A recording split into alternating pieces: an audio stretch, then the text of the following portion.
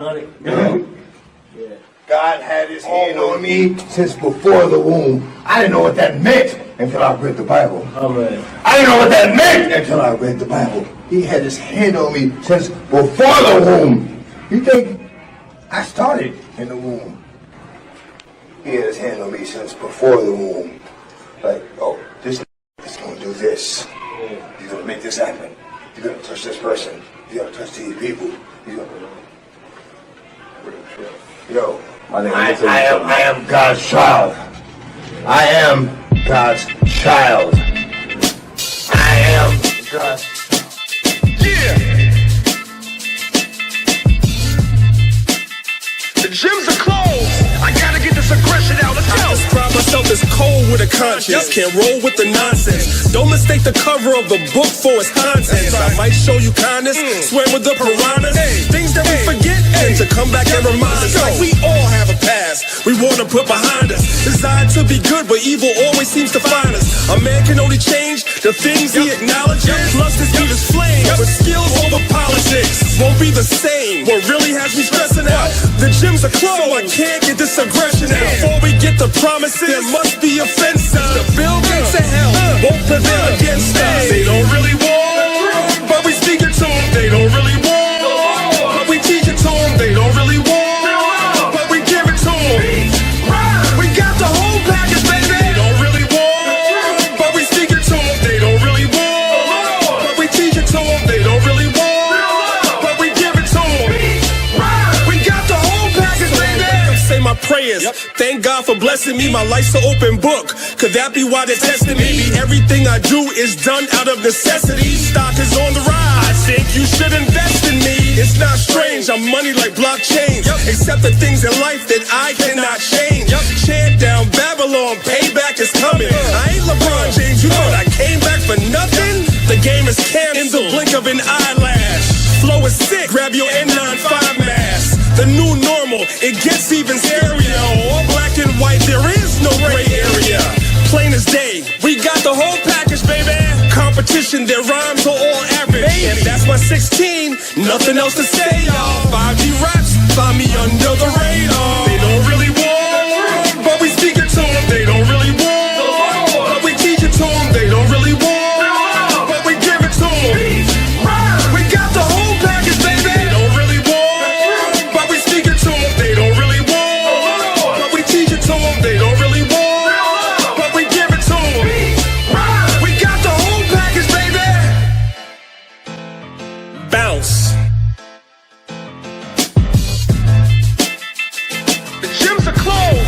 I gotta get this aggression out. Let's go. I'm from the city, they say never sleep. People you can never please. Words of blue checks that Twitter gives celebrities. Sometimes it's commercial, sometimes herbal remedies. Guaranteed to be 100 like centipedes. I claim my innocence, although innocence. I ain't perfect, I'm trying to cleanse my innocence. Not alone, I'm assisted by some instruments. And when I'm done, I'm on to doing bigger things. No holes barred, take no prisoners. Aim for the sky, potential is limitless. Before we get the promises, there must be a fence. The Bill Gates of hell won't prevail against us. They don't really want, but we speak it to them. They don't really want, but we teach it to them. They don't really want, but we give it to them.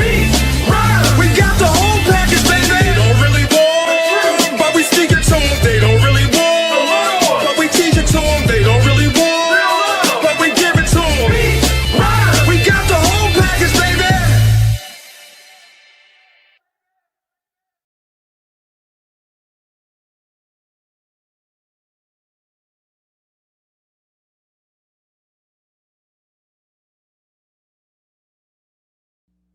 Abanawa, Shabashamayim, Kwadash, Hayah, Shamka, Yahweh, Malakotka, Taba'a, Ratazaka, Hayah, Aisha, Ba'aratazar, Kawa, Hayah, Bashamayim, Lathananawa, Lacham, Kal, Yawam, Wasalachnawa, Chaubwathnawa, Kasalachnawa, Chaubwathinawa, Wala'a, Tabia Anawa, Manasaya 1, Abal, Hawashaynawa, Mayan, Rai, Kaya, Laka, Hamalakwa, Wa'ala, Wa'atapa Arath, La'ai Walamyam, Aman.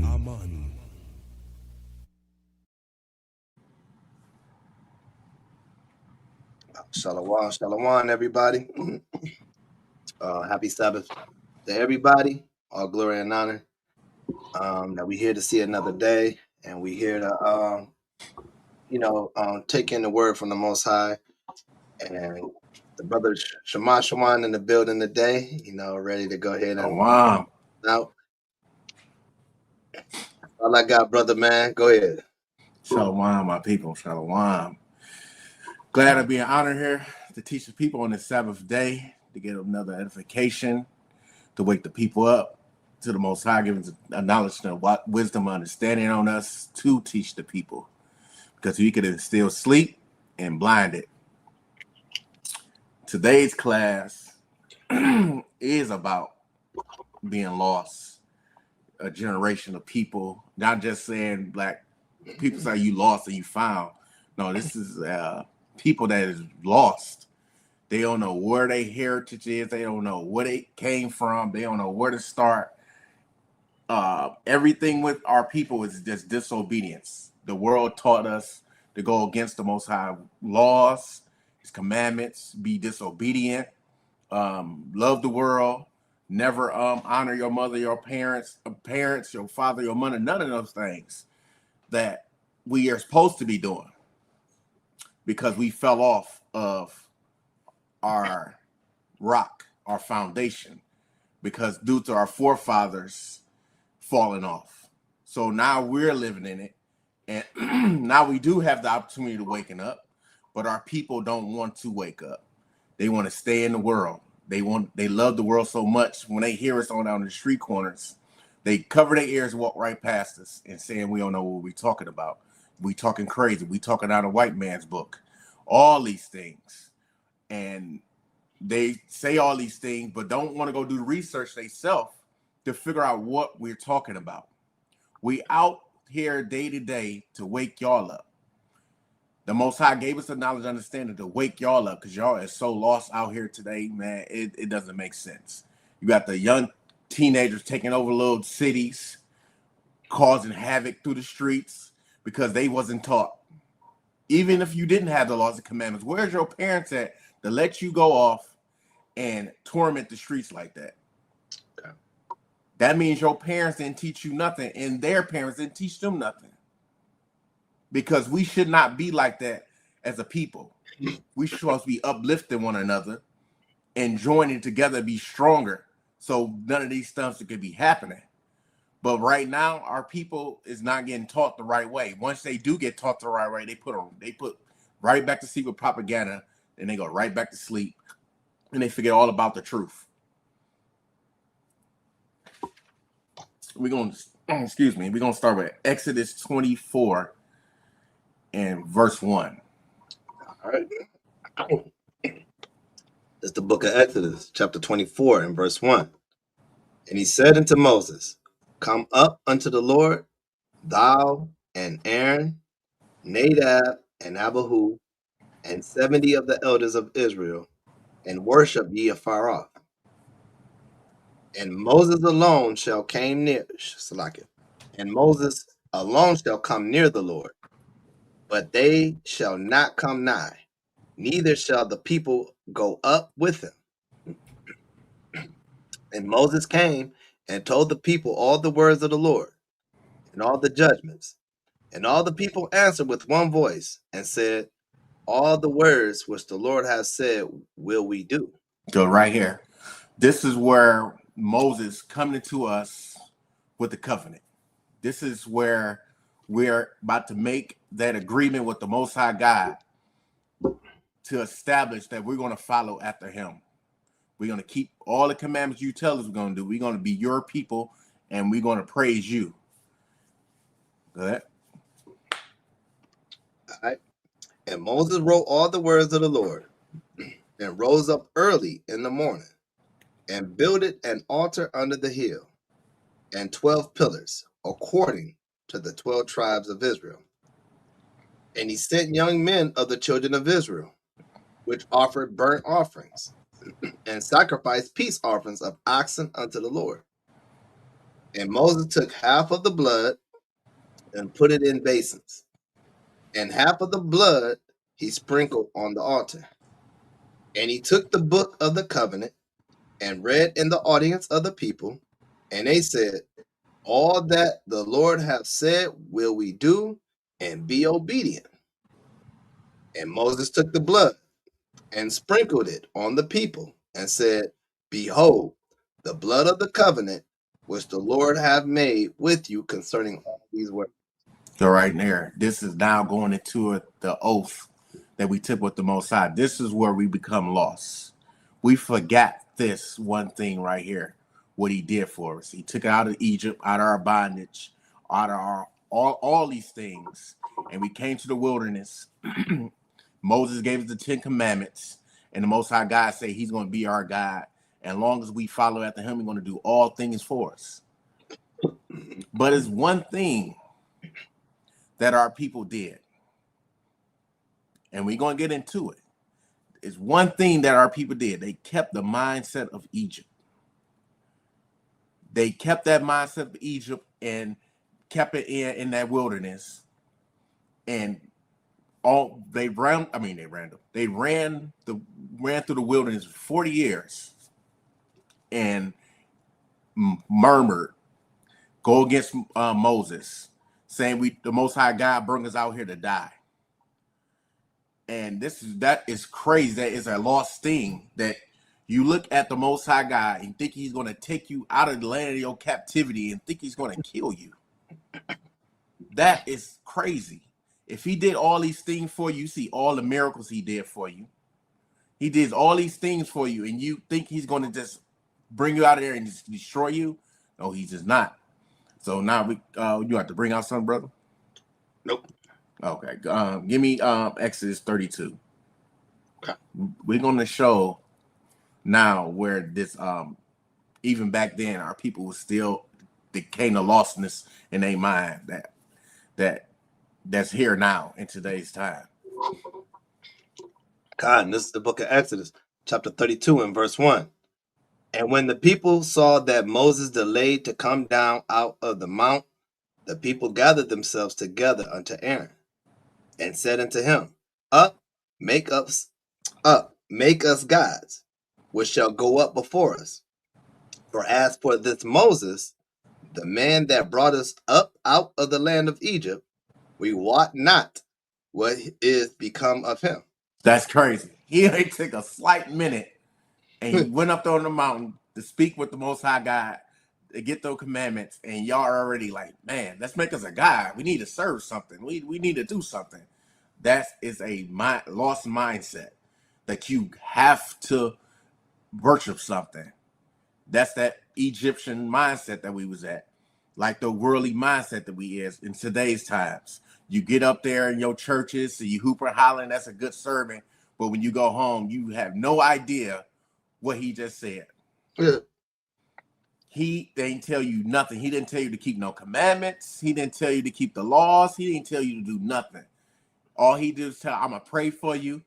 It's a good sermon I'm teaching, and pass the collection plate around.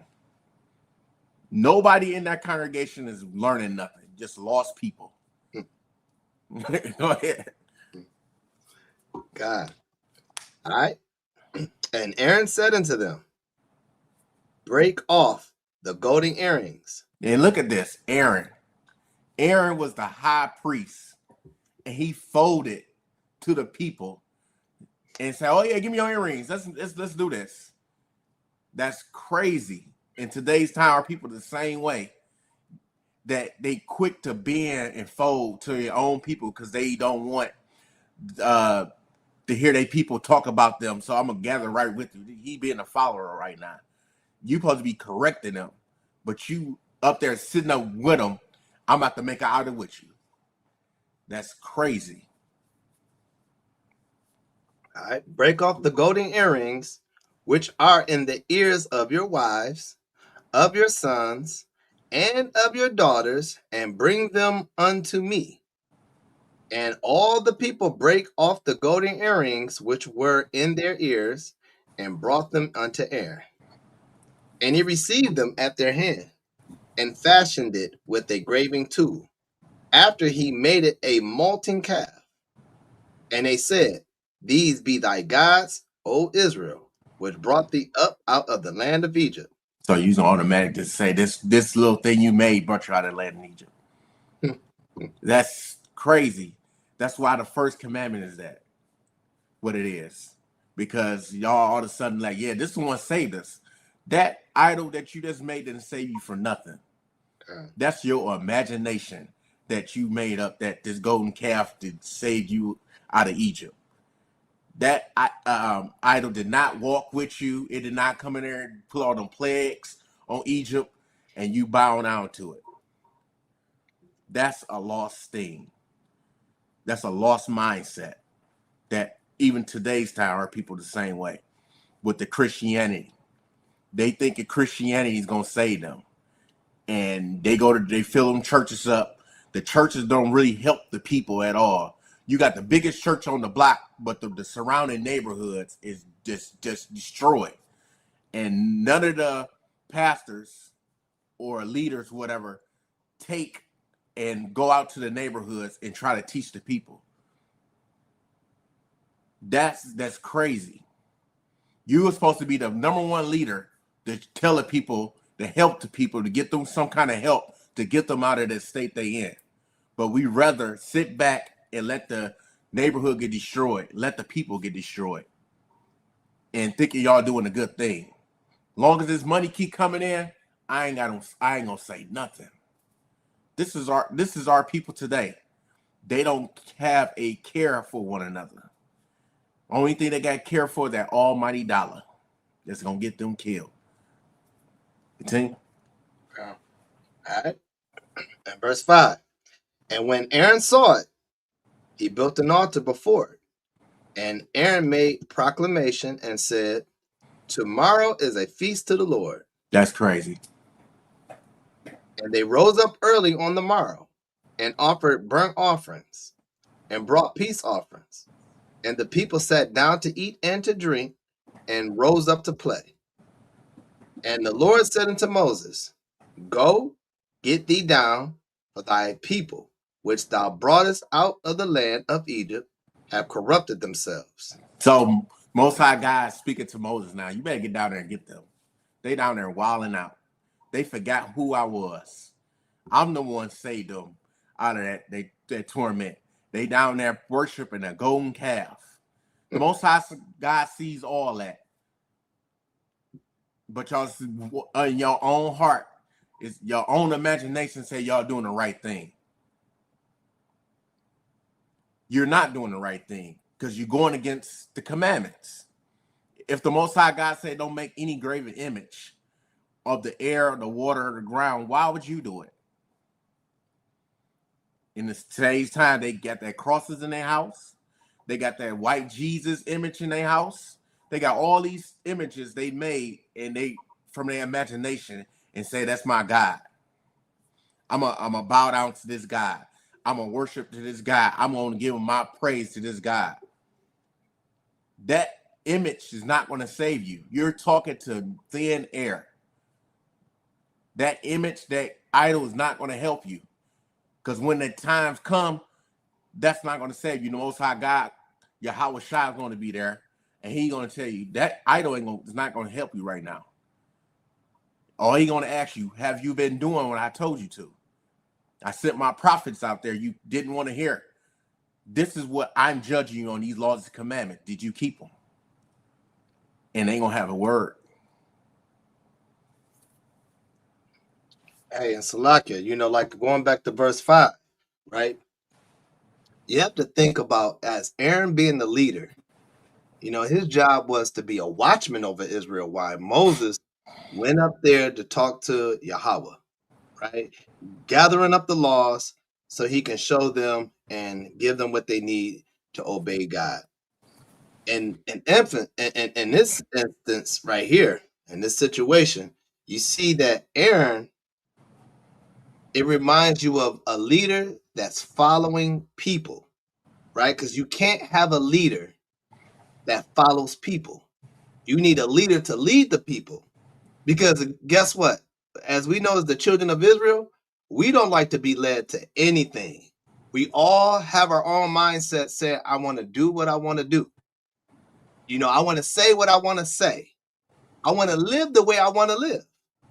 And when you got a man like Aaron, which was a mighty brother, this man was a mighty, we can't take away that he wasn't a mighty man.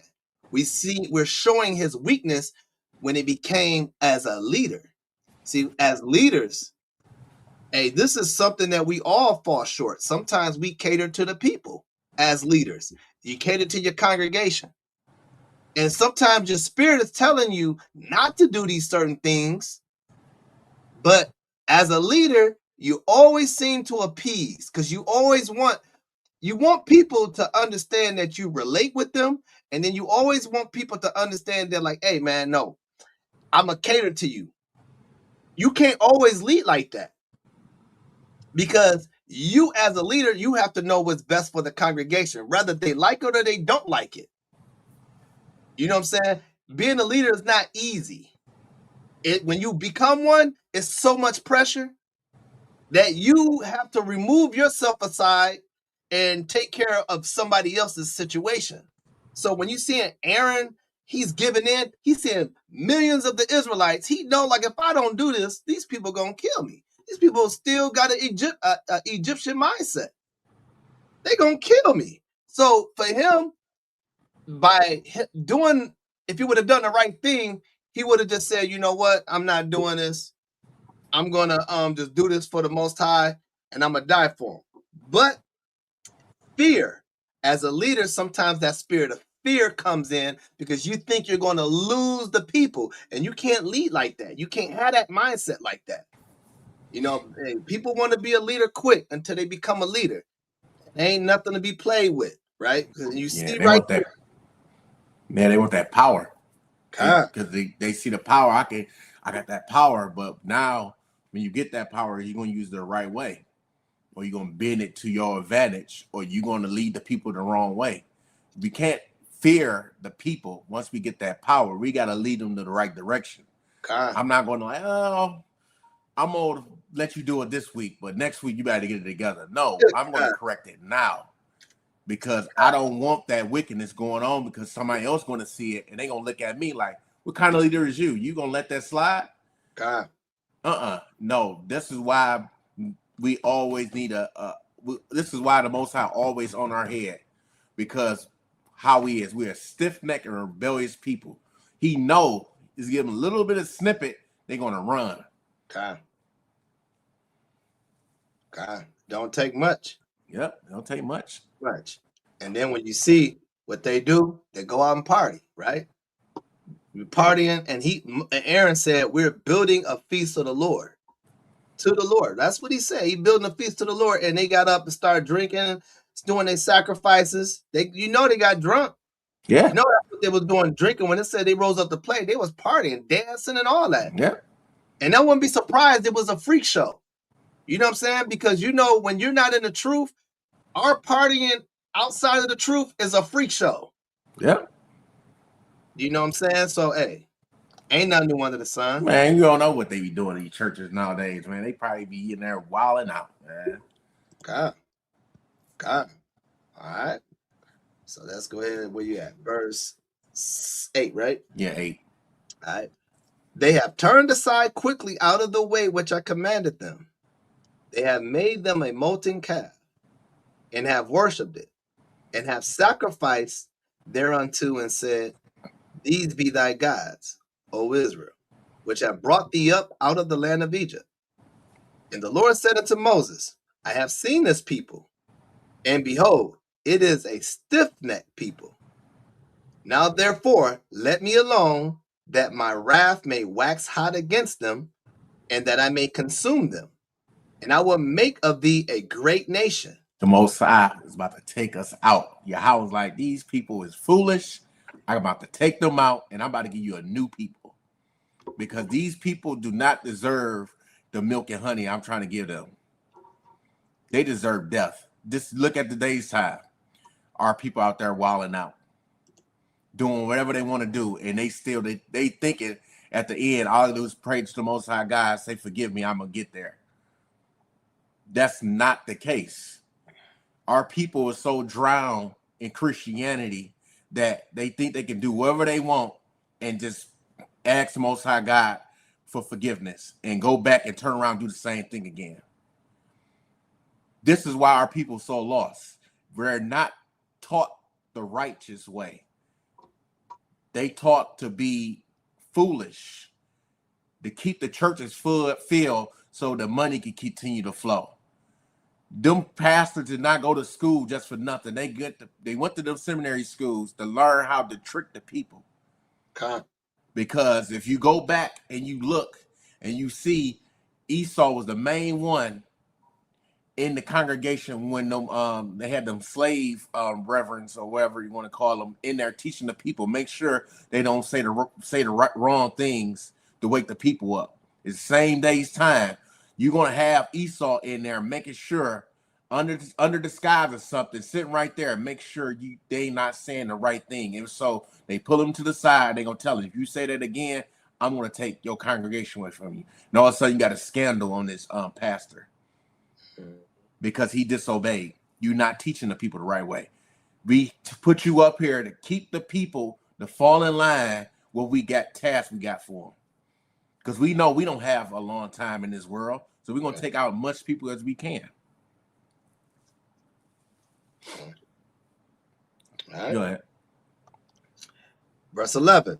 And Moses besought the Lord his power and said, Lord, why doth my wrath wax hot against thy people, which thou hast brought forth out of the land of Egypt with great power and with the mighty hand? See right there, Moses asked, like, why you want to kill these people? You did all this to bring them out of Egypt, and now you want to destroy them. Moses is pleading with Yahweh right now to don't kill y'all. The same way now, when we go out there in the highways and byways to teach the people, we are pleading to Yahweh to not to destroy y'all. Because we know, because we woke up, we see how lost y'all is. Y'all lost your way. And now we're trying to show you the true way, but you don't want to hearken and listen.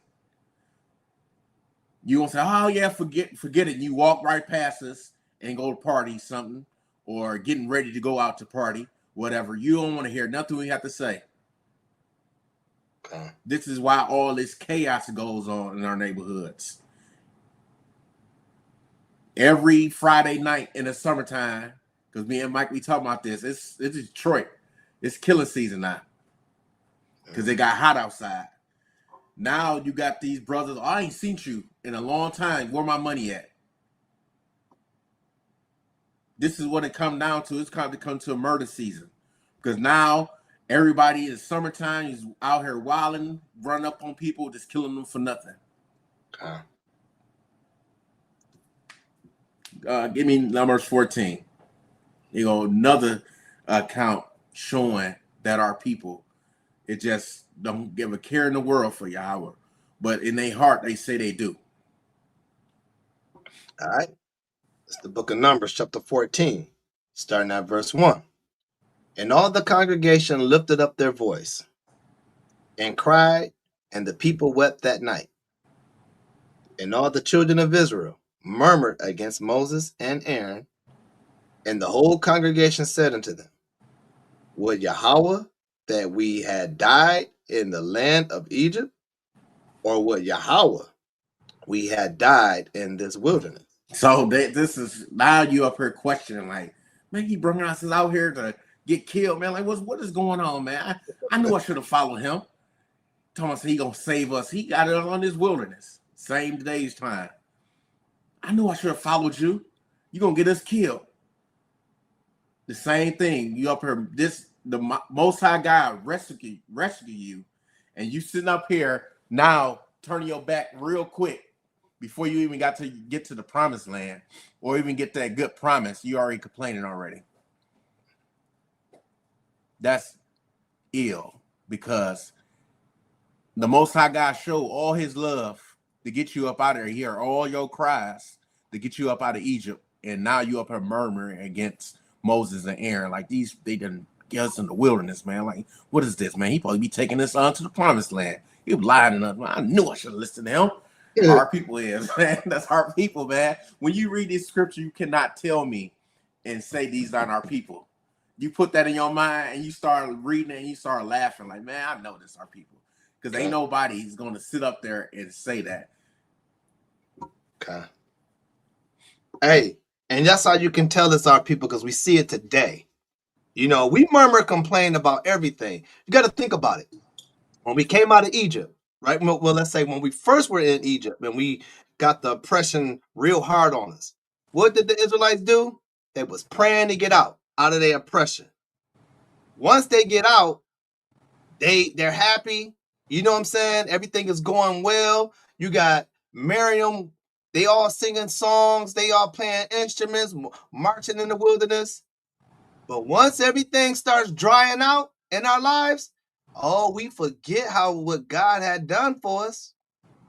We dry out quick, right? We forget when God had got you a job, when you was praying for a job, when you was out, when you was down and out, you was praying hard. You didn't want to lose your apartment, your house, or whatever, your car. You know, you praying hard. As soon as the Most High give it to you, all praise to the Most High. All praises. And then once the job kicks in and you're making good money, now you like, man, forget this job. Man, I shouldn't even put an application. I was better off not working. Yep. You know, we're very ungrateful, right? You prayed for it, but then you mess around and say you don't want it no more. You prayed to even be in this truth, right? To stay in the truth. Then you act like you don't want to be in the truth because you act foolish. So we murmur and complain about everything. This is how you know this is talking about us, because we are never grateful. We're grateful for a season. And then after that, when it becomes just a repetitive thing for us, and it's just our natural habits, and man, then after that, it's dismissed. We don't take care of nothing, right? You pray for a house, you know what I'm saying? Some of our people don't take care of their home, trashed up. You get the house, as soon as before you get the house, you make all these big lies that what you gonna do. I'm gonna make sure my house so clean every day. I'm gonna do this. I'm gonna make sure this is all hooked. I'm gonna hook it up. I'm gonna do that. Soon as you get the house, you do it the first season, and then after that, once you get comfortable with it, now you complain about this house. Yeah, I hate this house, man. I hate the neighborhood over here. But you knew that. Yeah, you prayed for it. It's crazy, man. Our people, that's how our people is, man. We get a little bit of taste. Oh yeah, I'm good to this. All of a sudden, like, man, I can't do this no more. God, we some stiff-necked, ungrateful people, and we're still like the children. This is why we got to believe in regeneration. This is us. This is us. So that was us. We laugh at these Israelites in the wilderness, and we would shake our head like, look at these people. But guess what? It was a lot of us in there like that. Yeah, it was us. Up there murmuring, out there wilding out, lost our minds. You gotta think like how we used to be in the world. So you got the worldly the worldly Israelites that come on from an Egyptian mindset, compared to the Americanized westernized mindset that we live in today. It's the same thing. We come out of we're wicked, and even when we in this truth, we're still wicked. And we like to tuck our wickedness and try to let our light shine over our wickedness when we come around amongst the people. But guess what? You're like that because you lost your heritage. So you got to understand you're fighting to get it back in the spirit. Yep. All right. What we at 3? Yep. All right. And wherefore have the Lord brought us into this land to fall by the sword, that our wives and our children should be a prey. Were it not better for us to return into Egypt? Where's your faith at? Right there, you up here saying like he brought us into this land that make our kids and stuff get killed. Same way today. My baby. You know how your baby was. Okay. You can't sit up here and say, "Oh, he know how he was." Yes, you did. Because that's when you pray up to the Most High God. Oh, he was good. No. Now you want to be worshiping, trying to call to the Most High God. Now he putting them curses coming down you even hard because we didn't want to disobey. We don't want to follow. He gave us these ordinances to be a holy people, be set apart. We supposed to be showing the world how they be living, but we showing the world that how to be lunatics. Because they plaster our craziness all over the world, and when the people come from other countries, they see us. That's the picture image they picked of us. That we're out here we lawless. We kill each other. We rob each other. We do all these things. This is what America do. They paint a picture of that we're the bad people, and the whole time they the ones that bad. This is the mindset that our people have on them, because you sitting up here living this lunatic heritage that you gave this American Western lifestyle you live in, don't want to pick the Bible up to learn your true nationality, so you know where you came from, so you know where you got to go. Because right now our people don't know where to go. They searching and looking for religions to pick up, to follow after. I can relate to this. You ain't gonna relate to that, because that's not your religion. That's not your belief system. That's not your structure you're supposed to be following. That's somebody else's structure they built up. Because that stuff do not line up with you at all.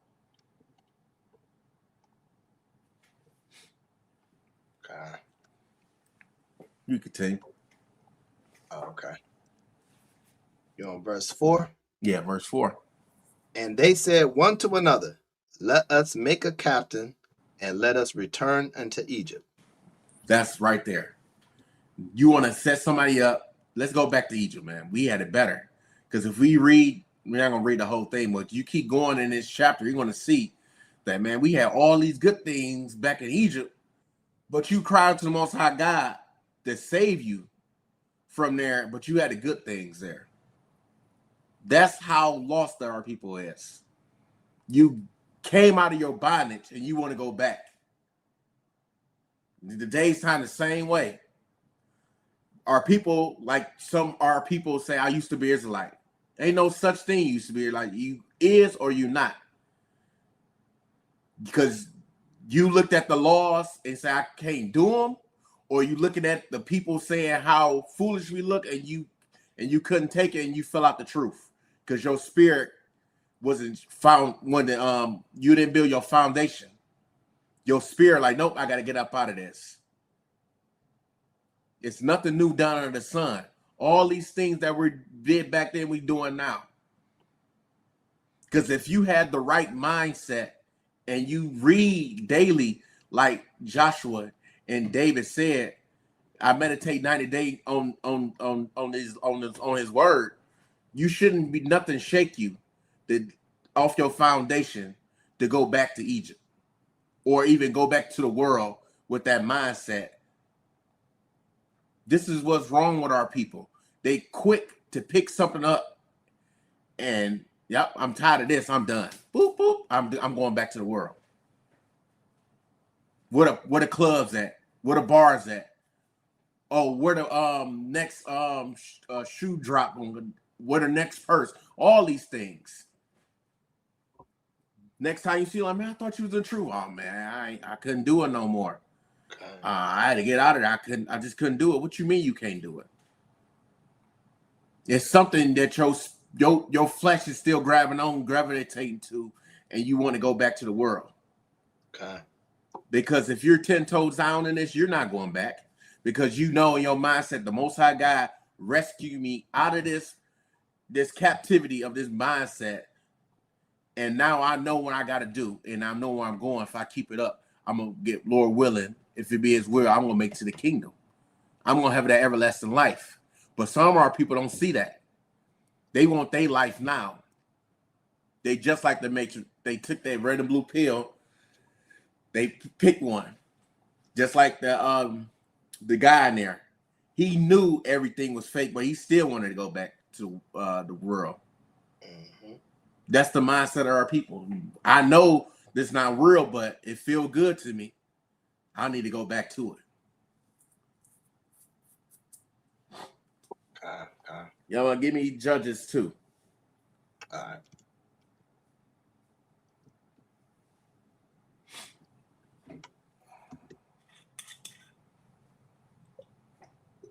Right? You want what? Verse what? Judges 2, verse 10. Sorry, verse 10. Okay. All right, this is the book of Judges, chapter 2 and verse 10. And also all that generation were gathered unto their fathers. And there arose another generation after them, which knew not the Lord, nor yet the works which he had done for Israel. So now this is today's time. Even back then, Okay. we had generation after generation after generation don't know the Most High God. So now they don't know their way. They don't know their heritage. They don't know who they is. So they're going to pick up whatever they watch on TV, whatever somebody tell them, this is who you is. You a black African American. This is what our people attached to. All right, I'm this. I guess I'm this then. You don't, after that, you do not do more research diligently to figure out who you are, where your people came from, because all the world is telling you go back to slavery. Why is my lineage only go back to slavery, but your lineage can go back farther than mine? So you could tell, you telling me that my people was only enslaved here and that was it. Let's go back and back and back to figure out who you is, so you know who your heritage is, so you know what you're supposed to be doing. This is a thing that our people don't want to do. Nowadays, you got your phone is a portable computer in your hand, in your pocket, and you don't want to do no kind of research to figure out who you are. You still want to keep on that mindset of the world, because you love it so bad that you don't care to figure out who you are. Just like the video I seen with they sitting down discussing the Israelites, and my man was so lost in that video. He said he don't care about where his people come from. I'm just sitting there listening to this brother like, what's wrong with this brother? These people, our people out there trying to wake the people up, but you up here talking about they shouldn't be listening to them. That's don't make any sense. We are doing something positive to wake the people up, but you sitting back and tell us that we're wrong. What you doing for the people? You ain't doing nothing. This is the thing with this is why I sometimes dislike people like that. You sit up there and talk about us. Like you said, Mike, I would call us Power Rangers. We out there, we don't know what we were talking about. Him liking God to be a racist, all these things. But you don't take a minute to figure out where we're getting this from. You don't go do no research to figure out this is our heritage we're speaking about, because when they go back and read, they're going to see that Yahweh is a racist, well, I say, for his own people. He didn't put in their words like, I'm going to save everybody. That's the mindset that you learn, that he's going to save everybody. He's not going to save everybody. Okay. You like team. All right. And the children of Israel did evil in the sight of the Lord and served Balaam. And they forsook the Lord Yahweh of their fathers, which brought them out of the land of Egypt, and followed other gods, of the gods of the people that were round about them. So right now, the same thing. We picking up Islam, we picking up Christianity, we picking up Buddhism, and all these other religions. We picking them up right now. Mm-hmm. And serving these other gods and saying, this God enlightened me. I know what I'm supposed to be doing. That idol did not speak to you. That's something in your mind that told you that this is my God. I'm like, come on now. You want to be accepted by everybody. That's how lost our people is. You want to be accepted. Because you looking around about, even when you even go back and read that we wanted a king, because all the other nations had a king. But you have a king. God. And the Most High God gave you a king because he knew what you were going to do. You picked the most handsome, man to be your king because you're looking at his looks, at his stature. He can lead us. How you know that? You ain't know him from a can of paint. You just automatically just pick him because of his looks. This is wrong with our people. We'll look at the outside instead of looking at the inside to see what's really truly going on. We don't prove nothing. This is why he said, prove all things. We don't do that. We quick to judge right then and there, like, oh, this is good for me. How do you know that? Like, come on, people. Do more discernment. Put your spiritual eyes on, like you say you have. See what's really going on. See what's really evil. See what's really good for you. Stop picking up these false religions, this false doctrine, because they're going to kill you. Okay. Continue. All right. Let me start over. And they forsook the Lord Yahweh of their fathers, which brought them out of the land of Egypt, and followed other gods, of the gods of the people that were round about them, and bowed themselves unto them, and provoked the Lord to anger. And they forsook the Lord, and served Baal and Asherah. And the anger of the Lord was hot against Israel, and he delivered them into the hands of spoilers that spoiled them, and he sold them into the hands of their enemies round about, so that they could not any longer stand before their enemies. See right there, he sent these people, go in there and get them together, because they don't deserve it. The Most High allowed these other nations to come over and get control of us. Look at today's time. Look at your neighborhoods. You got the Asians in your neighborhood selling you hair.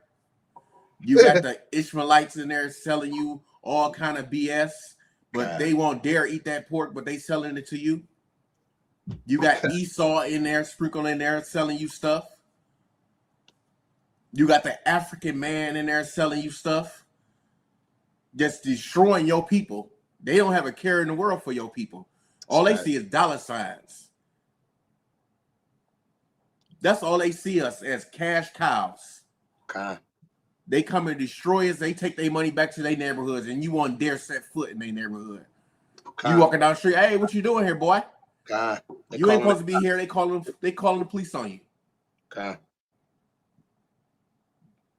And our people want to walk hand in hand with these people. Are they okay?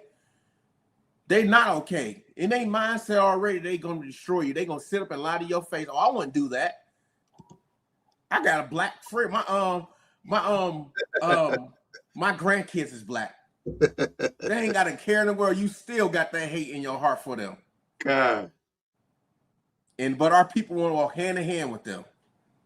I wouldn't dare walk hand in hand with them. Even though in my job, I got to be still like not too crazy with them. I still got to be cordial. You still got to be cordial with them in your workplace. But out of my workplace, I ain't got careful where I bet you, I want you to say something. I'm gonna walk right past you. Hey, I seen you do it too. Walking right past you, man. I ain't got my face, man. This is what our people need to do. We need to come back to the Father. Get the understanding. Come out to these brothers. Listen to these videos. Get the awakening that you need to come out of your sleep. Because it kind of high time to change. This is what that grace is for. Not the grace where I can continue to do over and over again. It's the grace to get it right. Just like they give you a grace period on your bill to get to pay it. It's the same thing with the Most High God. He giving you grace to get it right. He didn't give you grace to keep mingling out in these streets. And then when you come to your deathbed, when you come out, I should have listened. No. When he come to you, listen right then and there. Make haste.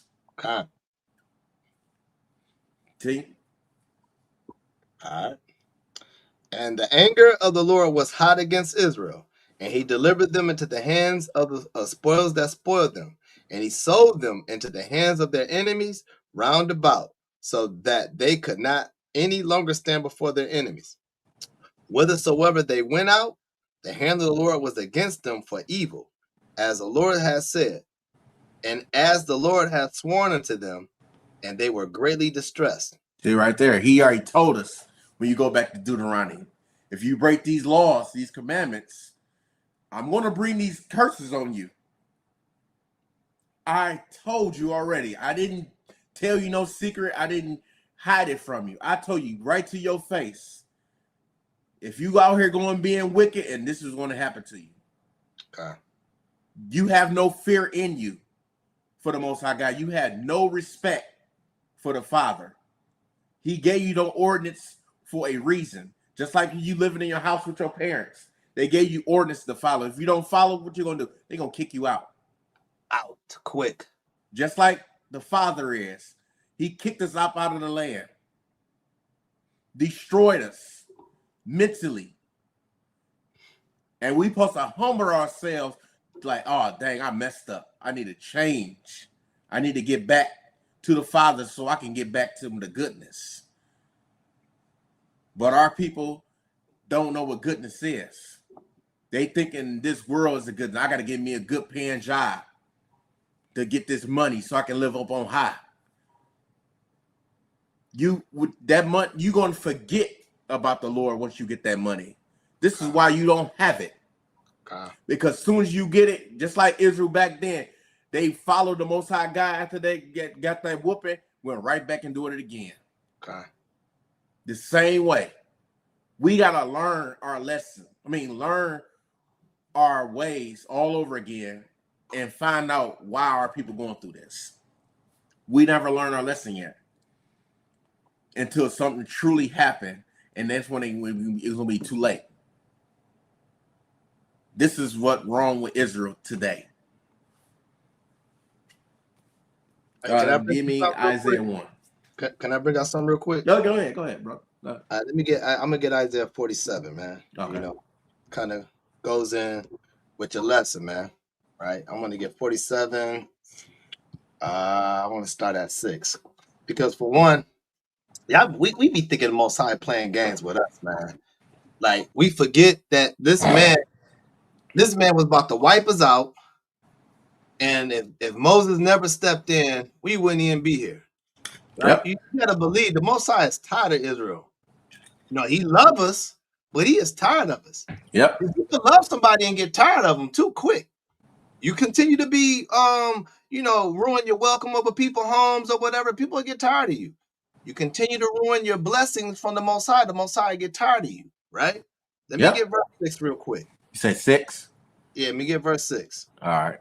This is book. I was wroth with my people. I had polluted my inheritance. Right. The Most High destroyed us, right? This is showing you that the Most High destroyed us. And we're still living off that destruction. He said, I have polluted my inheritance. It's talking about the people, right? The people of Israel don't even have a homeland. We some bums. Think about it. We're some bums living under a land that's really ours, but then we're living under rules from other nations that truly are the vagabonds. Yeah. Most High made us vagabonds, and we don't think that we some bums. We are a bunch of losers. Without him, we're losers, right? He said, I have polluted my inheritance, continue.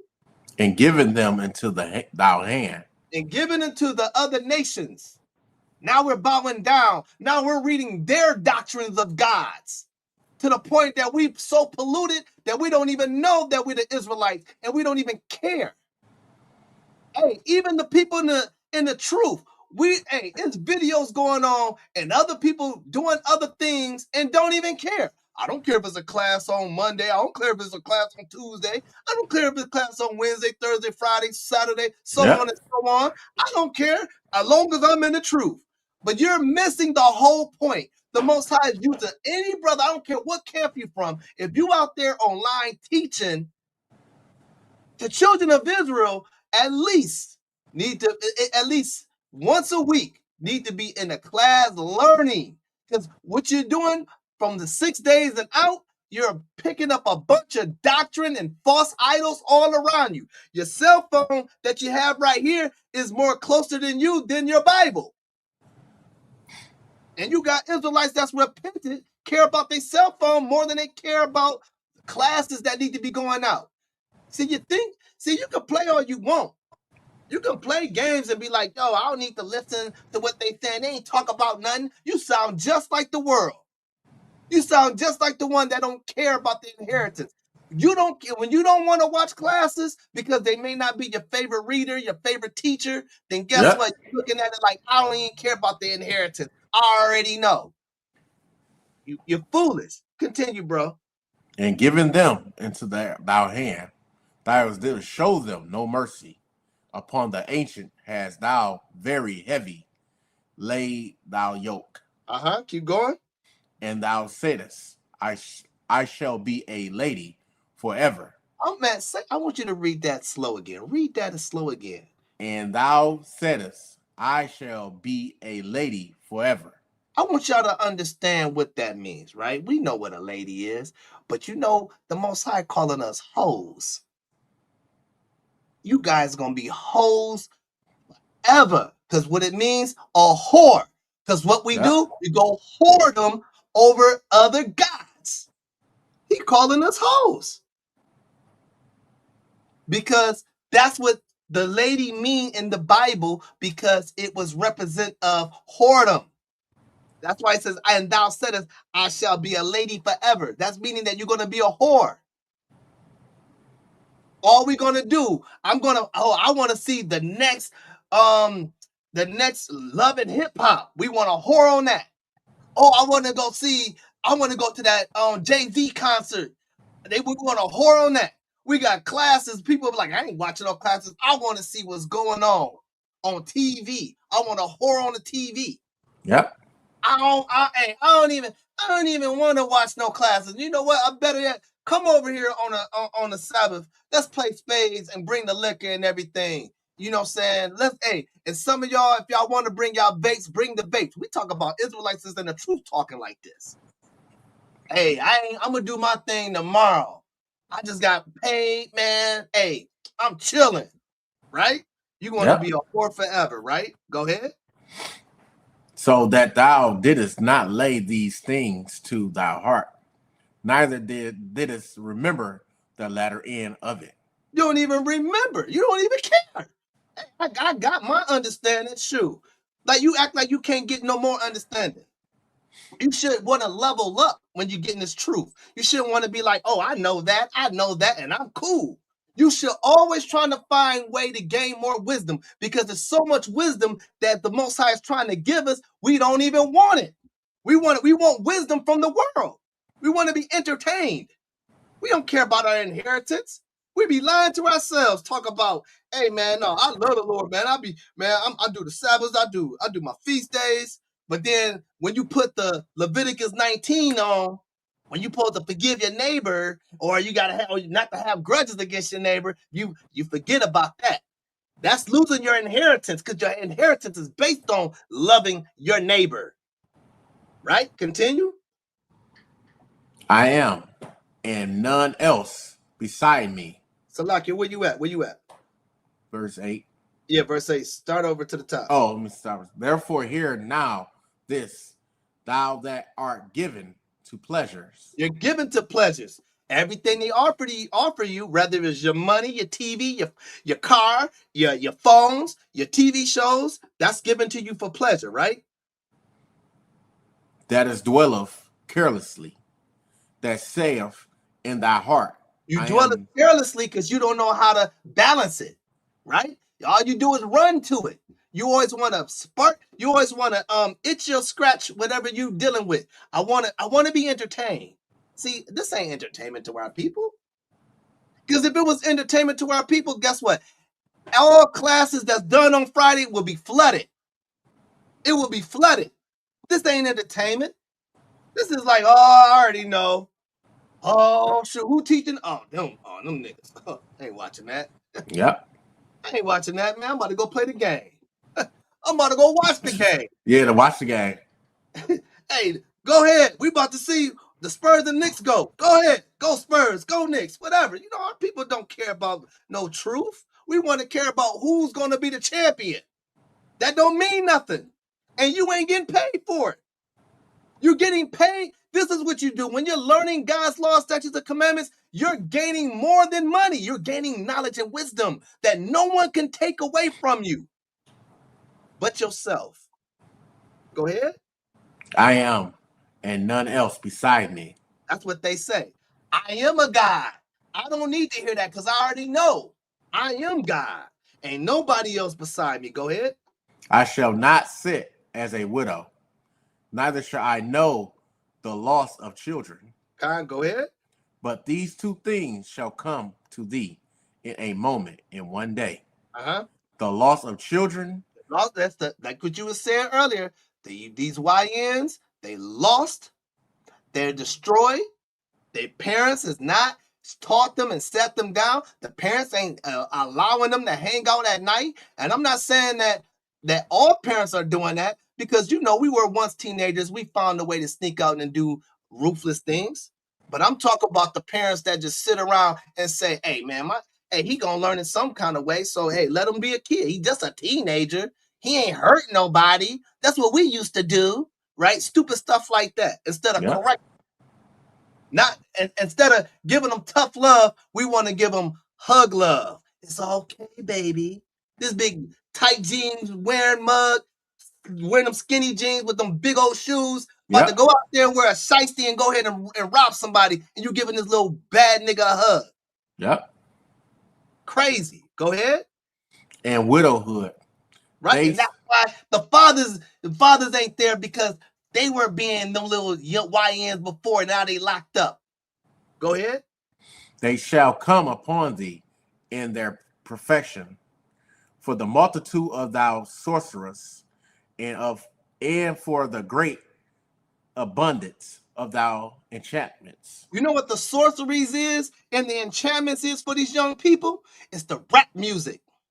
These people are hypnotized to the music, so they start acting as the music. They hear it, they play it in their minds, and they start acting the music out.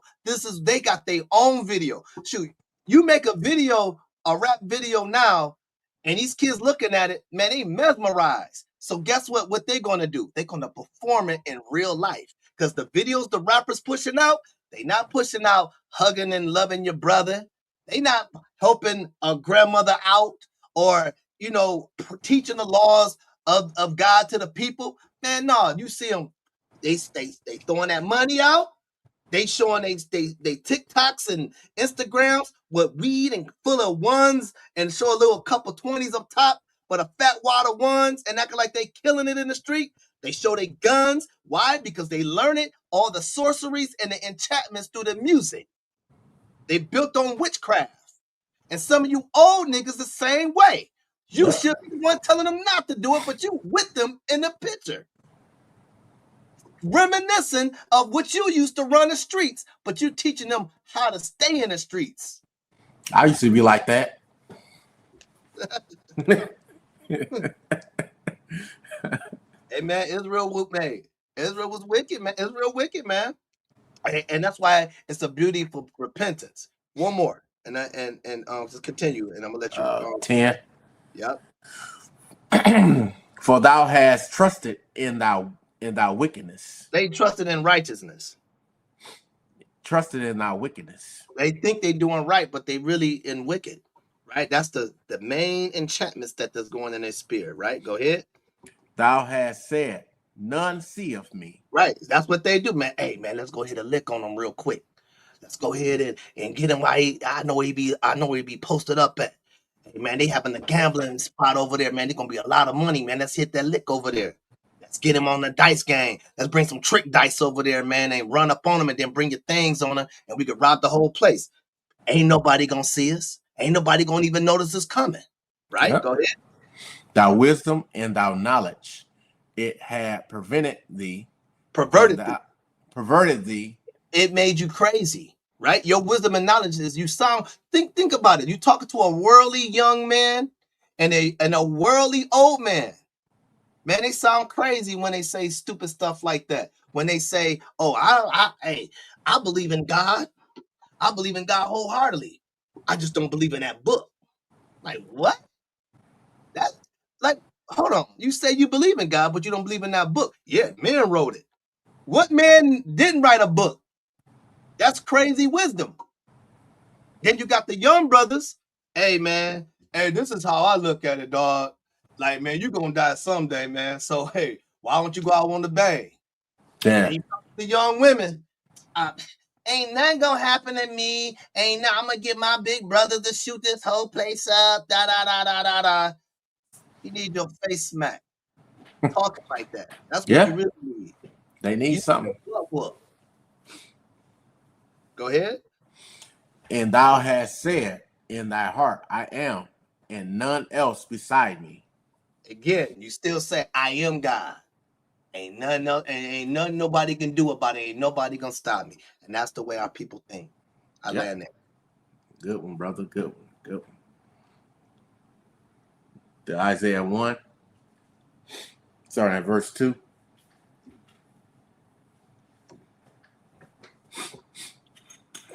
All right, this is the book of Isaiah, chapter 1 and verse 2. Hear, O heavens, and give ear, O earth, for the Lord hath spoken. I have nourished and brought up children, and they have rebelled against me. The ox knoweth his owner, and the ass his master's crib. But Israel doth not know. My people doth not consider. We do not consider. Just like you said, I know God, but I don't follow that book. You ain't considering him at all. You ain't considering his laws and commandments, nothing. You consider yourself, just like we just bring out in Isaiah earlier. I think myself my own God. I do what I want. I make my own rules. Ain't nobody gonna tell me nothing. I'm gonna live my life to the fullest. God. This is our people, full throttle of the world, teaching your kids, the children, the same thing, going down the same road of destruction. You ain't teaching your kids nothing. I feel sorry for these kids nowadays, so how they getting taught. Because what teaching them? YouTube, music videos, music, watching their parents being wild. That's what teaching them. Then we sit up there. Where you learn that from? You? Because there's nowhere else they learn it from. You put a tablet right in front of them and don't monitor what they're watching. So that's what's teaching them. The world gonna teach them. And they build jails almost every day to put you in. They got somewhere to put you. Don't worry. You could break all the land of the laws. They got somewhere to put you. This is why our people lost their inheritance. This is why our people is lost. You don't want correction.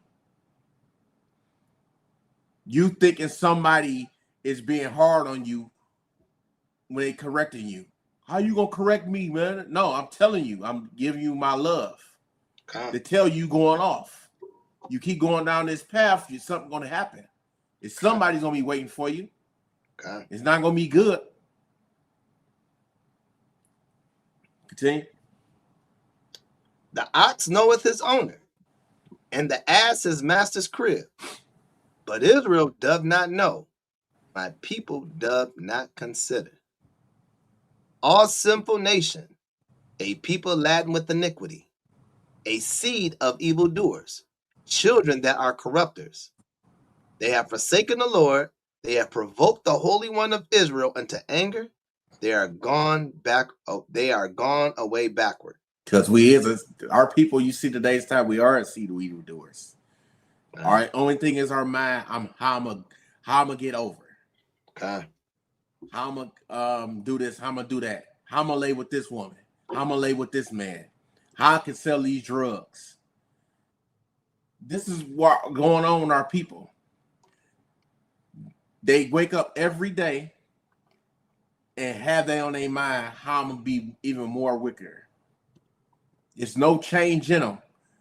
They go to their church on Sunday, go in and come back out the same. No change in them.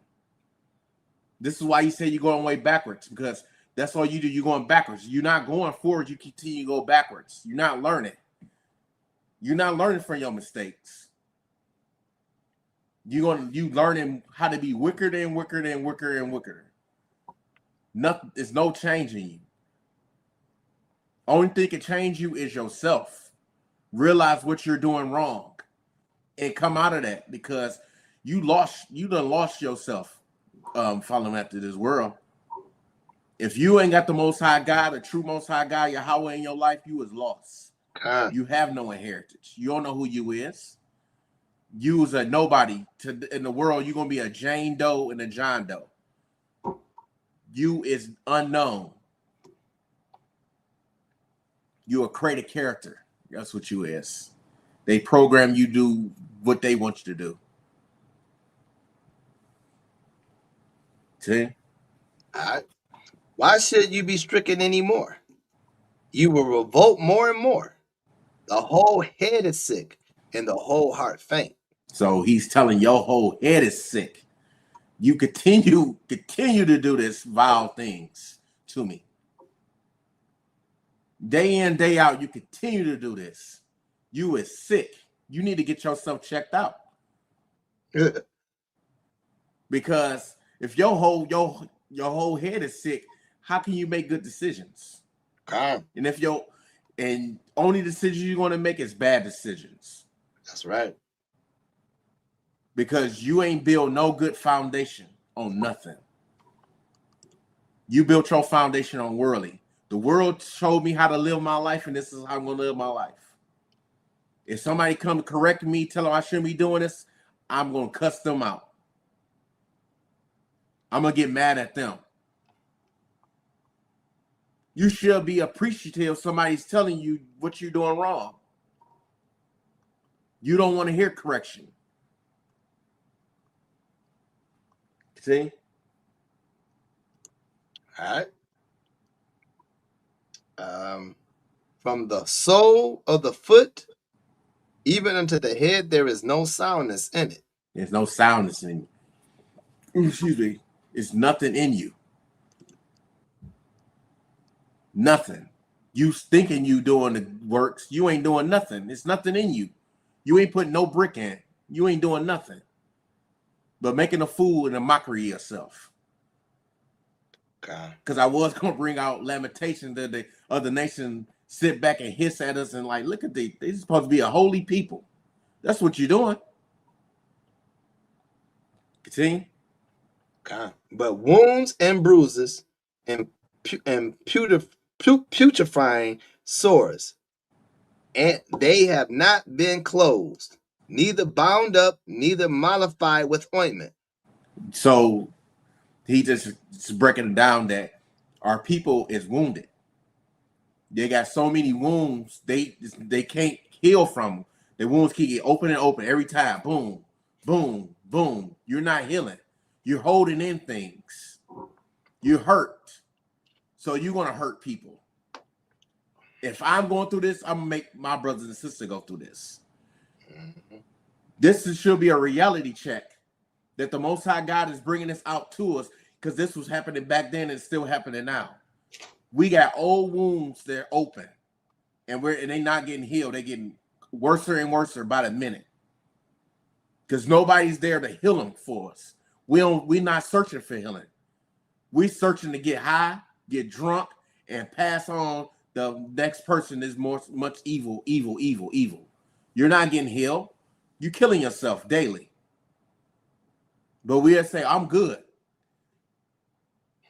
God knows me. God knows my heart. Yeah, he know your heart, right? Got anything to say on that? Nah, continue. Give me Hosea 4. Start at verse 1.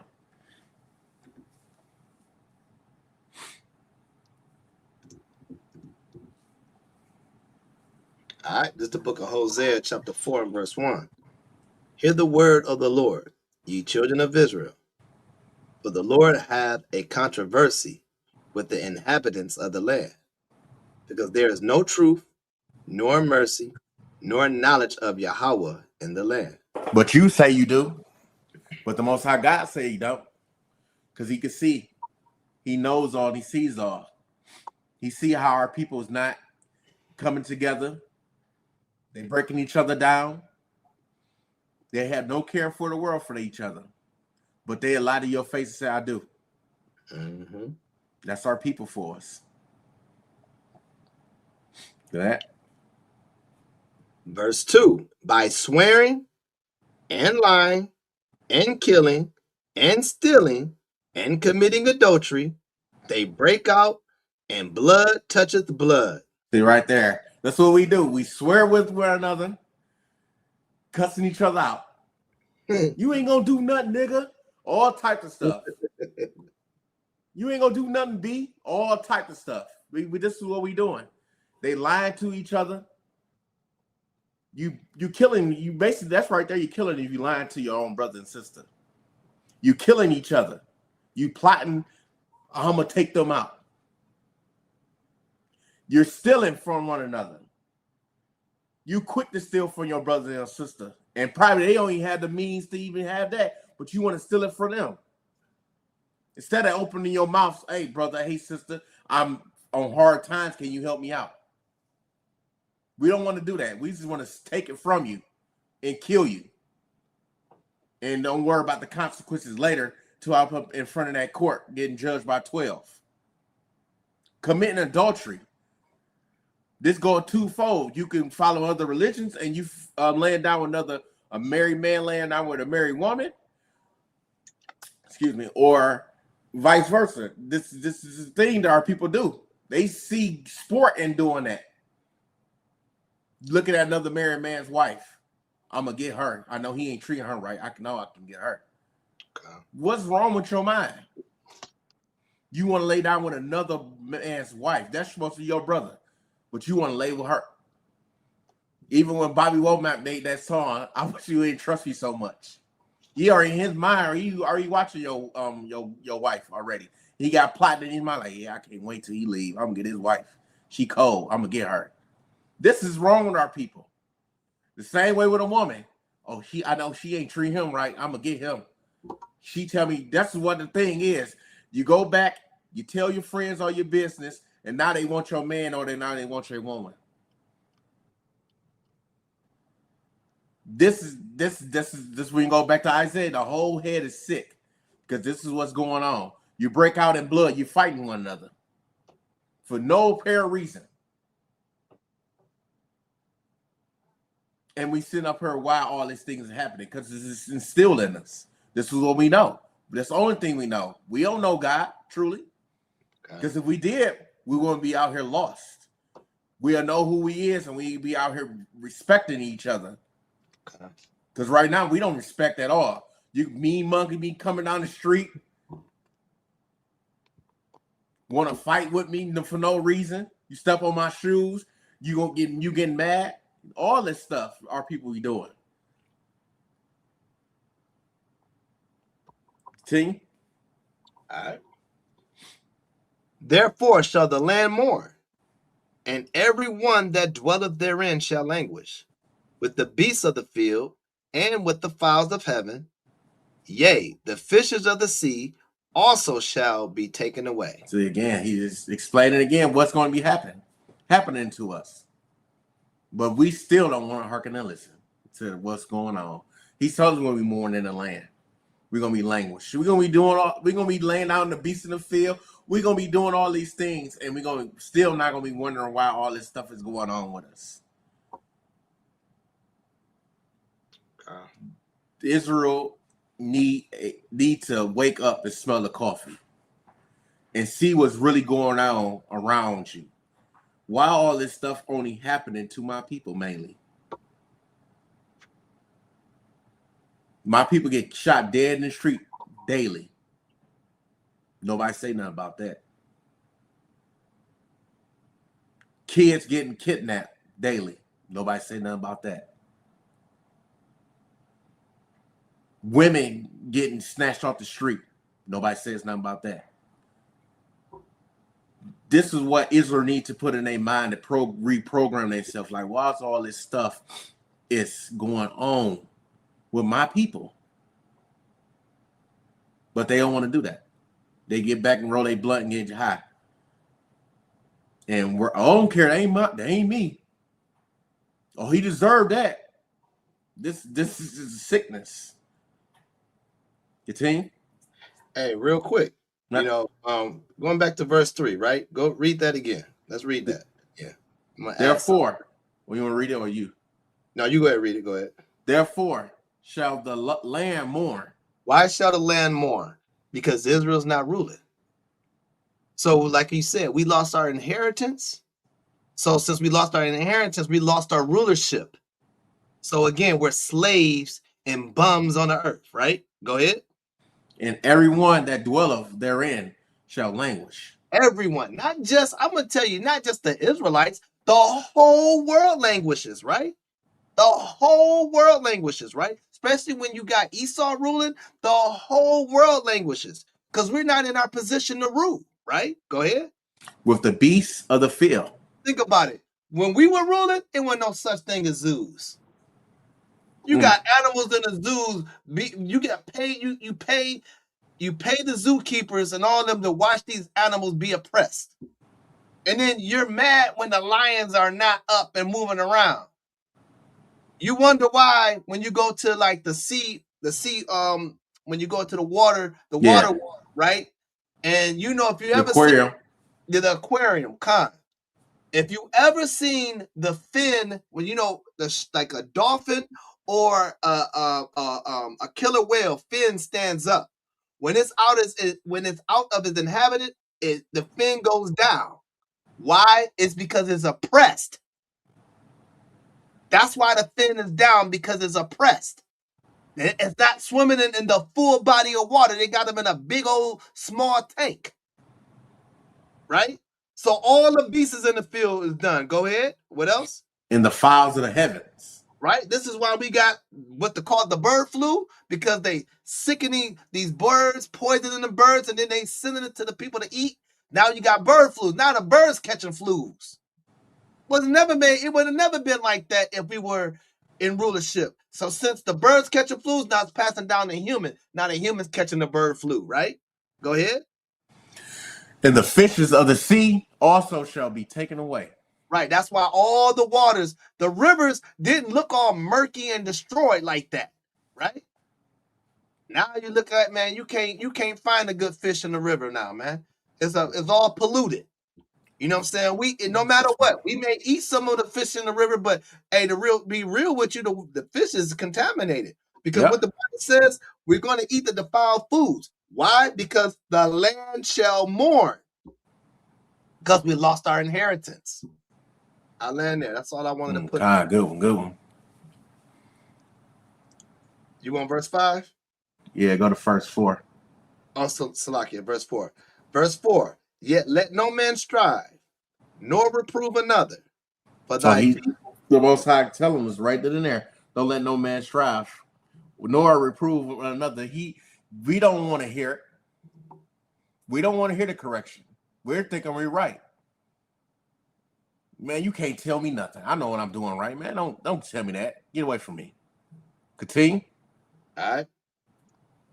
Therefore, Salakia. Yet no man strive, nor reprove another, for thy people are as they that strive with the priests. Now you fighting with your priest, you're the one that set the laws for you. You telling him you can't tell me nothing. That's on the day's time. You can't judge me. God. Same thing. This is why our people lost. Nobody can tell you nothing.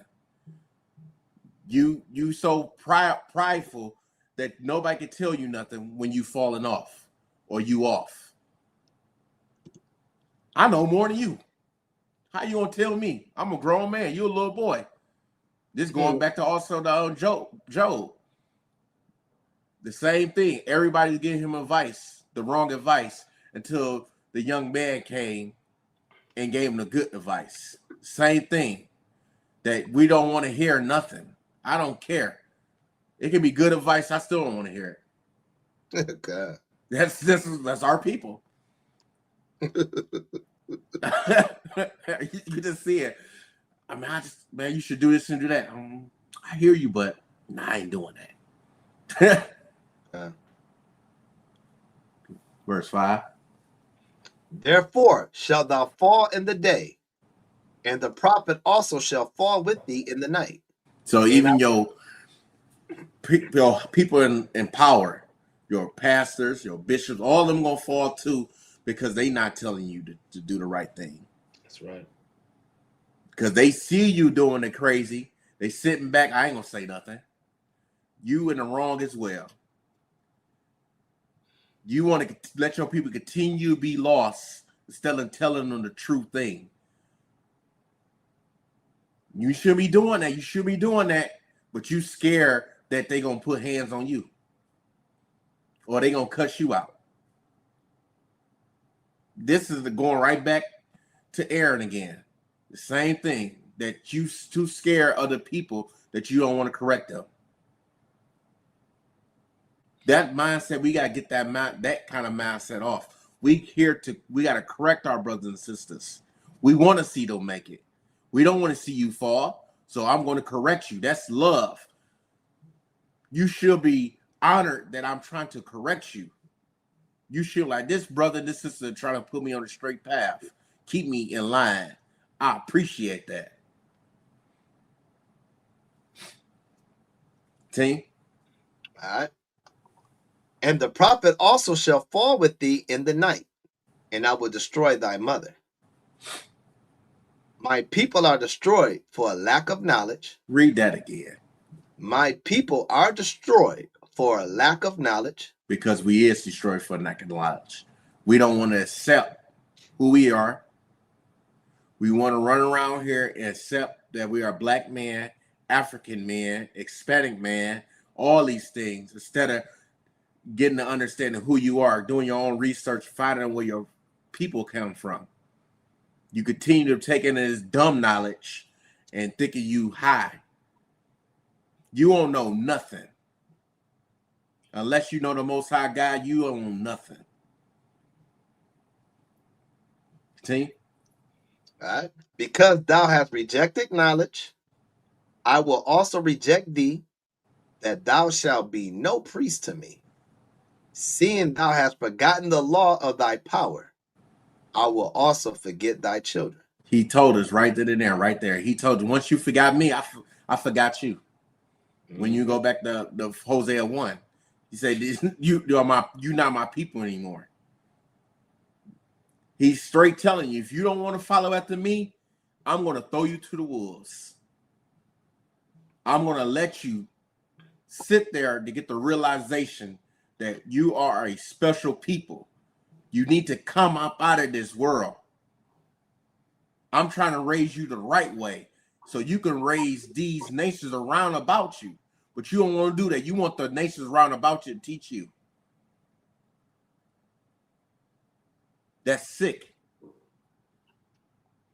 You rather let the other nations teach you instead of your own people teach you. You would take correction from another nation than your own people. That's truly lost. Your inheritance is gone. Because like you said, when you go back to Leviticus 19, that's what we lost. We don't know that. We hate our brothers and sisters in our heart. We don't want to correct our brothers and sisters. We want to destroy our brothers and sisters. I don't want to see you make it. If I'm not making, I don't want to see you make it. See? All right. Verse 7. As they were increased, so they sinned against me. Therefore will I change their glory into shame. So right there, he changed our glory into shame. Because we was following after him at one moment, doing our thing. Now our glory is into shame. Now all the things that we think and we doing, that the Most High knows me and all this and that, he turns it to shame. Because you can see how our neighborhoods, see how our people out there riling out, the women out there being harlots. That's shame. You think it's a good thing. You showing other children this and think it's a good thing. You can go out there and be a harlot and you can make it. That's not glory. You shouldn't be glorifying that. That's shame. Teaching the young women to be like that. Teaching the young men you could be a YN. And no world that you see none of them rappers doing what they said in them songs. They say it because it's making them money. And you gonna follow after it, and you gonna be in the streets dead. Or behind bars. And they gonna be like, man, I ain't telling them to do that. When you see their life, they not living that life. They know somebody lived that life. They living their life through them. They not truly doing that. You wouldn't dare catch them doing stuff like that. Because it's an old Boondocks video. Episode. My man was so-called Gangstalicious, and they was shooting at him. He was like this. He don't live that life. He rap about it. He don't live that life. But y'all thinking these people doing this. Them people is not doing that. God. That's our people is so taking in. Oh man, he doing that. I'm gonna go do it. And he not gonna be there to bail you out of jail. It's just stupid. Our people, it just stupid. Hey, and then now you got the young brothers that's really doing it. That's why they all locked up now. Yeah, that's why they locked up. They're like, hey, you know what? We know they were faking it, so let's do it for real. And then let's do it for real. Music. And now look at them, because you ain't going too far with that. If you thinking that you getting away from murdering somebody and you get to rap about it, man, you going to, they gonna lock you up, rather if you do it or not. You spoke it. Yeah. So you're going to jail, and if you don't, then you're going to snitch to get someone in jail. Yeah. It's supposed to be hard, right? Yeah. Our people, man. Didn't Bobby Shmurda was rapping about it and got locked up? Con. See? Yep. Hey, don't legal charges, man. Yeah, you incriminate yourself. Man, that's crazy. Where we stopped at? Where we stopped at? Right now we are at verse 8. I don't think we finished 7. Let me just go back to 7. It says, we did.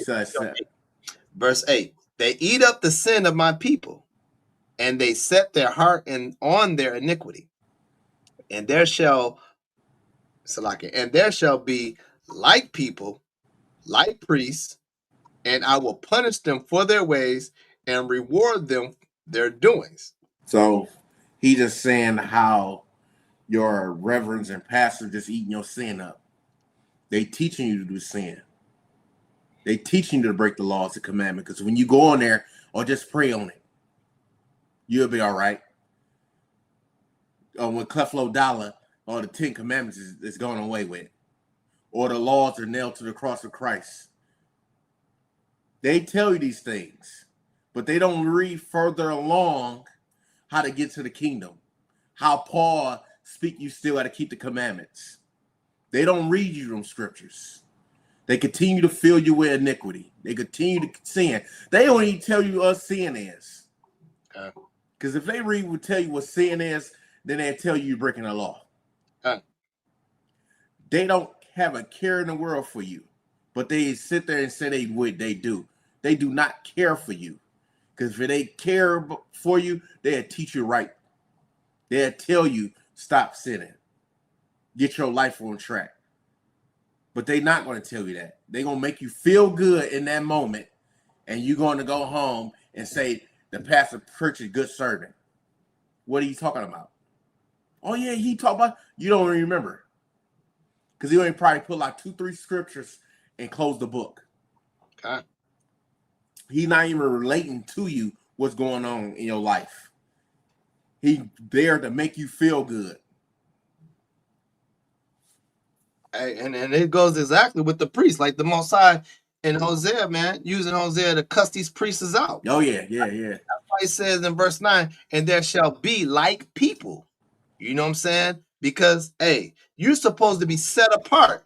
The priesthood was so different from the nation. We brought our inheritance to give to the priests, right? We gave them our 10th of earnings for them because they was a covenant. They was a covering of the Most High. Yep. Right? They did the sacrifice. So now they get so bored of sacrificing so much. I'm so tired of doing all these bulls and goats, man. I'm getting worried about, man. And now they starting to look at the women out there like, man, look at my man's wife over there. That sister said such constantly bringing these offerings over here. I didn't see what's up with her. You know, I'm gonna go ahead and lay down with her. Now you starting to act like a nigga instead of being a priest. That's what you see as Israel. That's why we supposed to be like priests, right? Because since our priesthood is gone, each man now is supposed to step up to be a priest. But instead of that, we want to be whores. Yep. We want to whore on women. We want to whore on devices. We want to whore on everything. So again, this is why we're bums, right? Yep. We don't have a land again, and we lost our God. So when you don't have a God in your land, you a bum. Right? Yep. It's those losers right now until we repent, and there's hope for us at the end, so we can become the tribe of the people that the Most High created us to be, to get our inheritance. Yep. But right now, as long as we want to live off the worldly ways, we're gonna continue to be bums. Yeah, just like you mentioned with the women, they use the women to bring the people in the church, the congregation, to bring more people in, because they know the woman is weak. I'm gonna use her. I'm gonna fill my church up. That's wicked. That is truly wicked. You using this woman to fill your church. This is, I don't know, man. Our people just they just destroyed. They so destroyed, man. Give me Romans 1. Starting at verse 21. All right, this is the book of Romans, chapter 1 and verse 21. Because that when they knew Yahweh, they glorified him not as Yahweh, neither were thankful, but became vain in their imaginations, and their foolish heart was darkened. See right there. He straight told, because that when they knew God, Yahweh, they glorified him not. Like you see in the day's time. I know him, but I ain't, like you said, I'm not reading that book. That's a white man book. You know you ain't supposed to follow commandments, but you're not following them. This is how our people set up in their minds. They say a vain imagination. Their foolish hearts was darkened. They continue to get darker and darker and darker and darker. With their own imagination, following their own heart, said, I can do these things. I can get away with all these things. Nothing's going to happen to me. That's how sick our people is. All right, verse 22. Professing themselves to be wise, they became fools. Yep. And changed the glory of the uncorruptible power into an image made like to corruptible men, and to birds, and four-footed beasts, and creeping things. So with that, again, they change the glory of and they change the glory of the uncorruptible God into an image made like to corruptible man. So you following man. You still following yourself, claiming yourself to be God. I'm going to give you all your commandments you're supposed to be following. I'm going to give you all your laws you're supposed to be following. You do this. You don't do that. Okay. That's, I don't know what that is. That's manipulation right there. In your own mind, I'm going to lead the people the wrong way, not to follow the true God. All right. Verse 24. Wherefore Yahweh also gave them up to uncleanness through the lust of their own hearts, to dishonor their own bodies between themselves, who changed the truth of Yahweh into a lie, and worship and serve the creature more than the creator. That's what we doing. That's what our people doing. They forget who the Most High God is, Yahweh, and worship these dumb idols. You created that thing.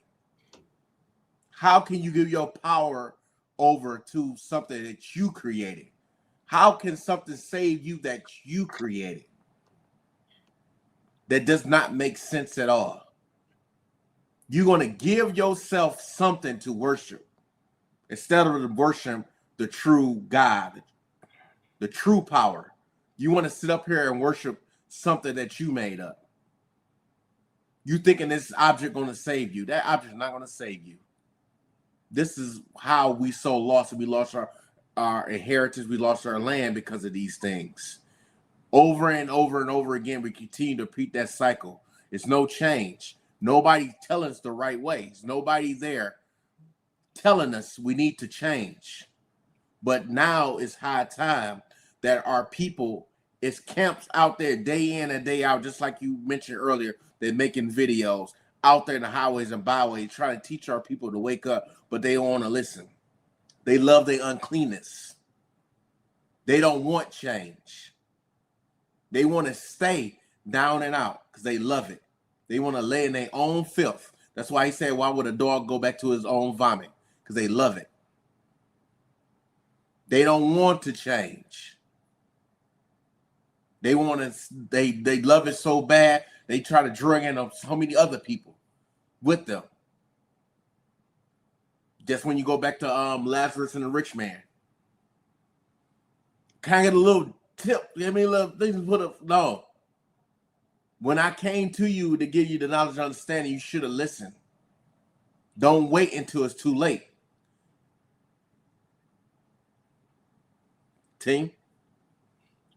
Wherefore Yahweh also gave them up to uncleanness through the lust of their own hearts, to dishonor their own bodies between themselves, who changed the truth of Yahweh into a lie, and worship and serve the creature more than the Creator, who is blessed forever. Amen. For this cause Yahweh gave them up unto vile affections, for even their women did change the natural use into that which is against nature. So look what our women doing. They changed themselves. They want to be men now. This is how lost our people is. I was born a woman, but I want to be a man. But your pastors won't tell you what you're doing is wrong, because you have the main person up there in the choir. He like men. You don't say that to him because he bringing people in. You supposed to correct that person and tell them you burning your own lust, like Paul saying you burning your own lust, and you ain't supposed to be doing that. You going against what Yahweh told you to do. You up here is laying with another man. You laying with another woman. You're not supposed to be doing that. How can you serve the Most High God doing that? How can you bring forth fruit if you're doing that? I didn't bring you into this world to do that. I brought you into this world to be fruitful and multiply. Be amongst a man with a woman and a woman with a man. Not what's going on today's time, because this month is that dumb fruity month. Yeah.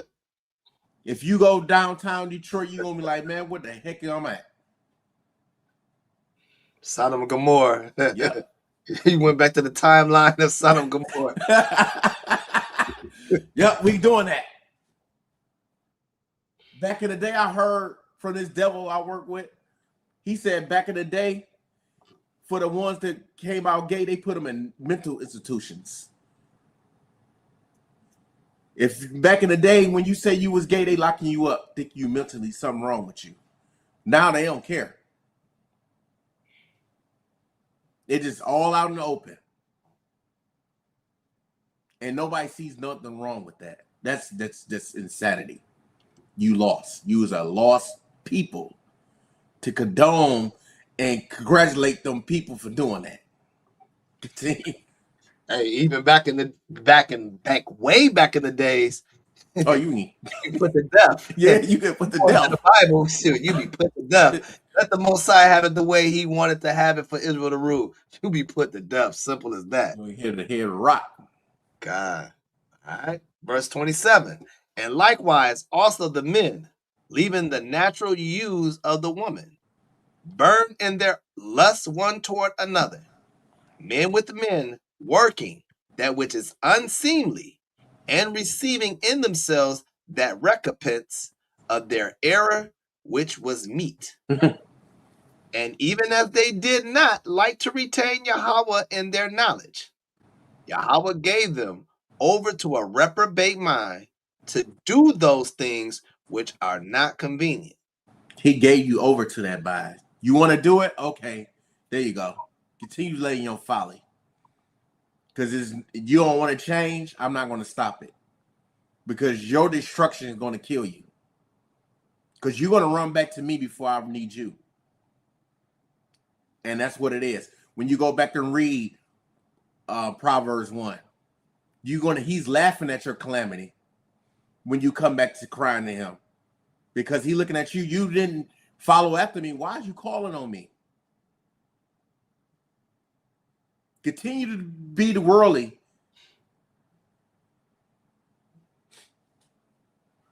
All right. Verse 28. Hold on.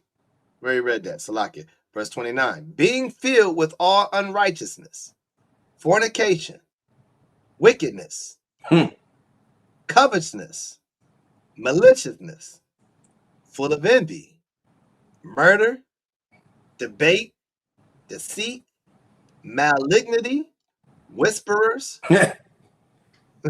backbiters, haters of Yahweh, despiteful, proud, boasters, inventors of evil things, disobedient to parents, without understanding, covenant breakers, without natural affection, implacable, unmerciful, who knowing the judgment of Yahweh, that they which commit such things are worthy of death, not only do the same, but have pleasure in them that do them. See, all the stuff he just mentioned, that's what we're doing. But we'll sit up and say we're not doing that. We need to make that make sense. If Paul is listed, he listed so many times throughout all his letters, it's ridiculous. You go back to read 1 Corinthians. You go back to read Ephesians. When you go back to read all these books, that's what we doing right here. Unrighteousness, fornication. We want to be fornicating with one another. And fornicating with other religions.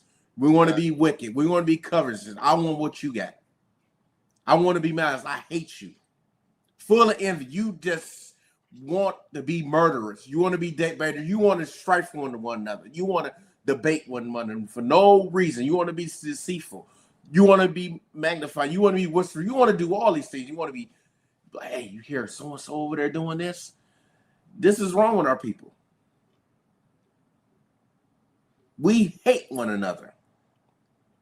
And thinking that all this, what we just listed and read, is cool. This is not cool to be doing. This is why when you read Galatians 5, the fruits of the Spirit, this is what we got to have for one of them fruits. Because all the stuff we just listed and read, that's what we're doing. We don't, when we go back to the fruits of the Spirit, do we truly do that with our people? Or we truly do what we read that's right here. We be backbiters. We be haters of God. Because nowadays we hate God. Our people hate God because they're not keeping his commandments. You hate them. Despiteful. You're proud. You're boasters. This is what's going on. You cannot tell me when you read this is not our people. Because they are boast in a minute. Oh, I slept with her. Oh, I slept with him. You see me do that? We sure do. Being proud. You can't tell me nothing. Inventors of evil things. You're going to invent something to do evil. Just like, I think it's in Proverbs where he said when you go back to reference to lady, you sit and wait for somebody to destroy them. That's what we do. And the Most High God said, do not follow a crowd to do evil. But we'll do that.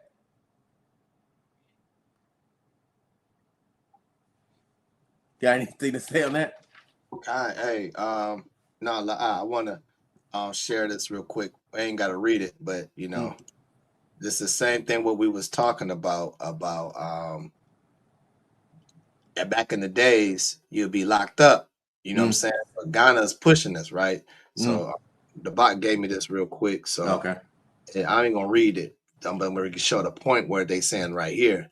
It says Ghana's parliament passes anti-LGBTQ bill with up to 3 years in prison for same-sex acts. They need to do that. Absolutely. And it needs and it has to, because hey, really, real talk, you just need I like the law of God. Put them, what the Bible says, what it says, remove them from the congregation, right? Yeah.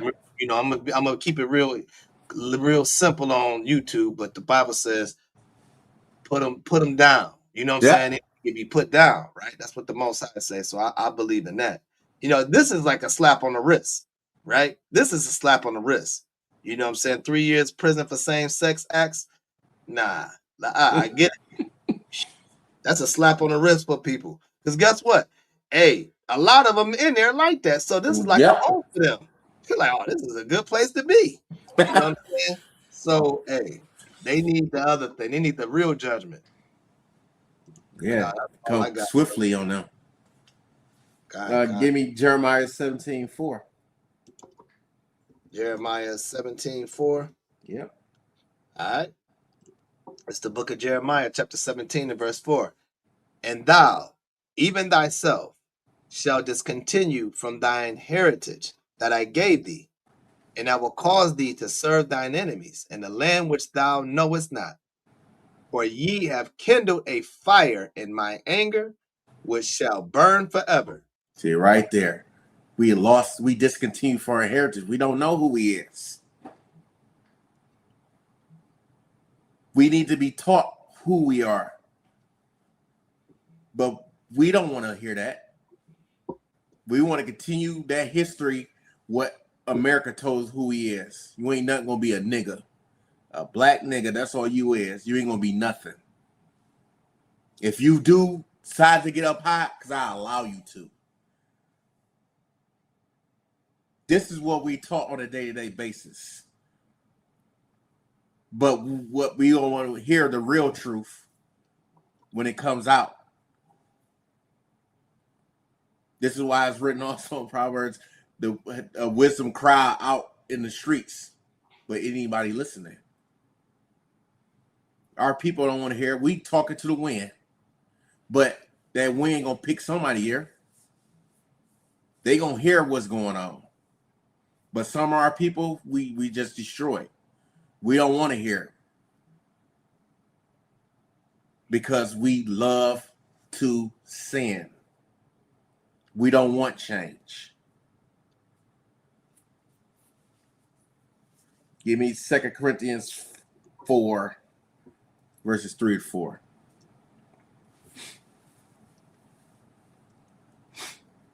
All right. 2 Corinthians chapter 4 and 3. Start at verse 3. All right. This is the book of 2 Corinthians chapter 4 and verse 3. But if our gospel be hid, it is hid to them that are lost.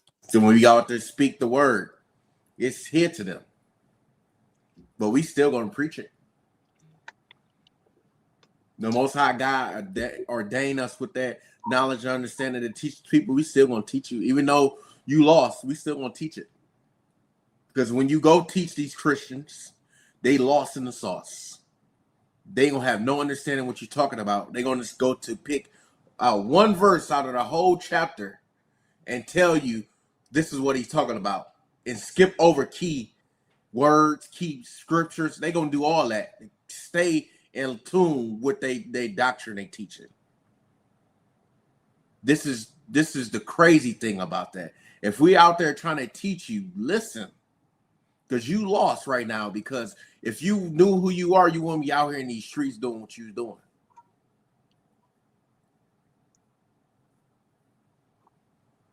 Continue. Verse 4. In whom the God of this world have blinded the minds of them, which believe not, lest the light of the glorious gospel of Christ, who is the image of power, should shine unto them. So again, Yahweh Shai is giving showing his glory for you to wake up, to get the understanding who he died for. He died for you to get it right because he knew how wicked your butt is. Because when you read again, like you bring out earlier, Mike Allen, with the sacrifices, Most High God is tired of them sacrifices because you already knew in your mind you about to go sin. You already had your sin lined up, or I mean your sacrifice already lined up because you know you're gonna go sin. He told you over and over again, I hate this. If you know not to do it, why you continue to do it? We need to renew ourselves, renew our minds, because right now our people don't want that. Because they're going to continue to stay blind if they continue to go down the path they're going. And that's a sad thing, that you like the blindness instead of the light so you can see where you're going. That's what I don't understand. Once you get the knowledge of understanding who you are, you stay in it. Because once you dim your light, you go back into the world. Now you back lost in the sauce again. You don't know where you're going. You tripping over your feet. You putting stumbling blocks in front of your own self. We need to stop doing this and wake up. Because it's time to wake up, people. Because the Most High God, Yahweh's word is getting pushed on a day-to-day basis, and we sit up here and block our ears from hearing it.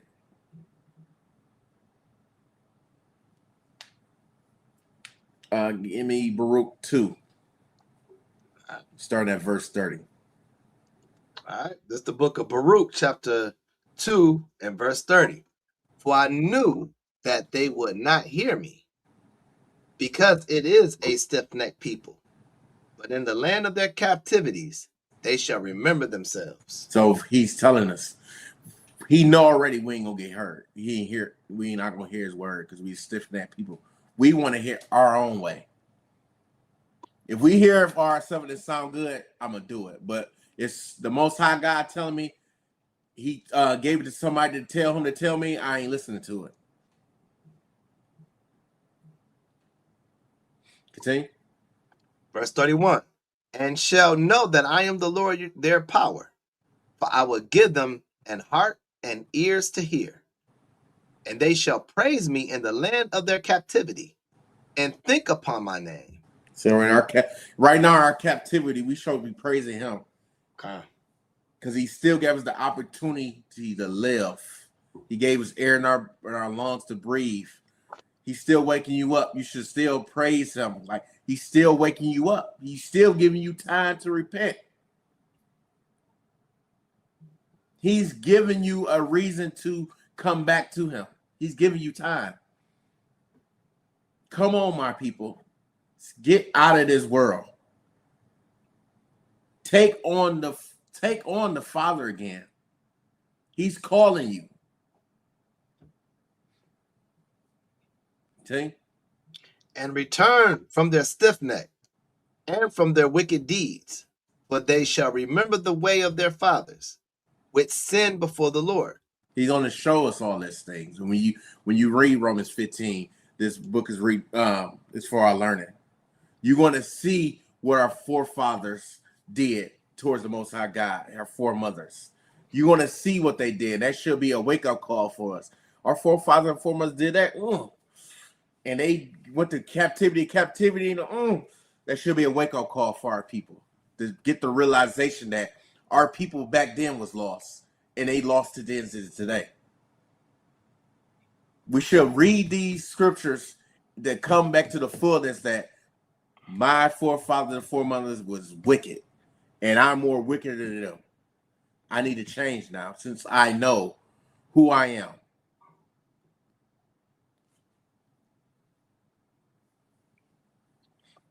I continue? Yep. All right. And I will bring them again unto the land which I promised with an oath unto their fathers, Abraham, Isaac, and Jacob, and they shall be lords of it, and I will increase them, and they shall not be diminished. So again, he's telling you, once we come back to him, he's going to bring us back to the land that he promised to us. If we're keeping his laws and commandments again, he's calling out to us to wake up, but our people won't want to wake up. Do it while you got the time now, because it's going to get a time that you're not going to see these brothers out on these corners. You're not going to see these YouTube videos out here. They're going to shut up the word so you can't learn, and you're going to be the ones in the Bible where they say, "Where them brothers at? I know they over here." You're not going to find us. Mm-hmm.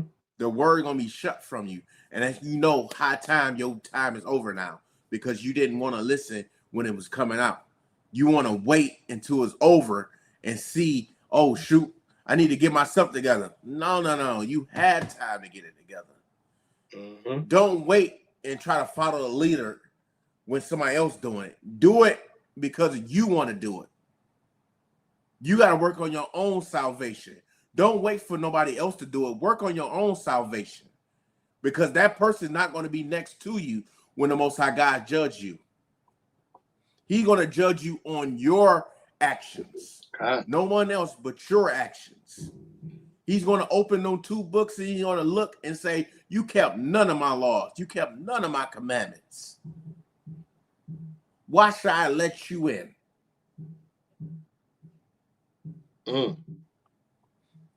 Continue. Verse 35, and I will make an everlasting covenant with them to be their power, and they shall be my people, and I will no more drive my people of Israel out of the land that I have given them. He's telling us right there, he's going to make another covenant when you go back to Jeremiah 31:31. He's going to continue to be, he's showing us his love. Now, I'm here for you. I didn't forsake you. I just put punishment on you so you can remember who you are. He did not leave us alone. Because some people, when you go out there, they atheists, they don't believe in the Most High God. Or they don't believe the Most High God is doing this to them. Oh, he's not doing this to me. Yes, he is. God. Because when you go back, he's a man of war.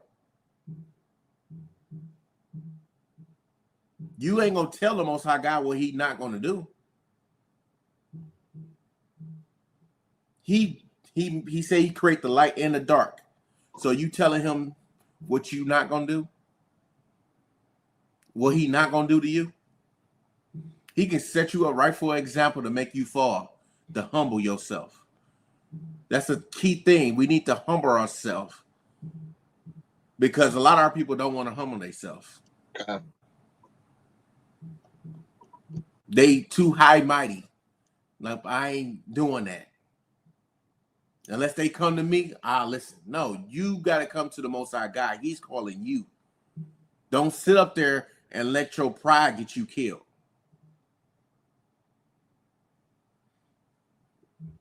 You got anything to say on that, brother? No, I lie. I'm going to bring something out a little bit later. You go ahead. Okay. Give me Romans 12.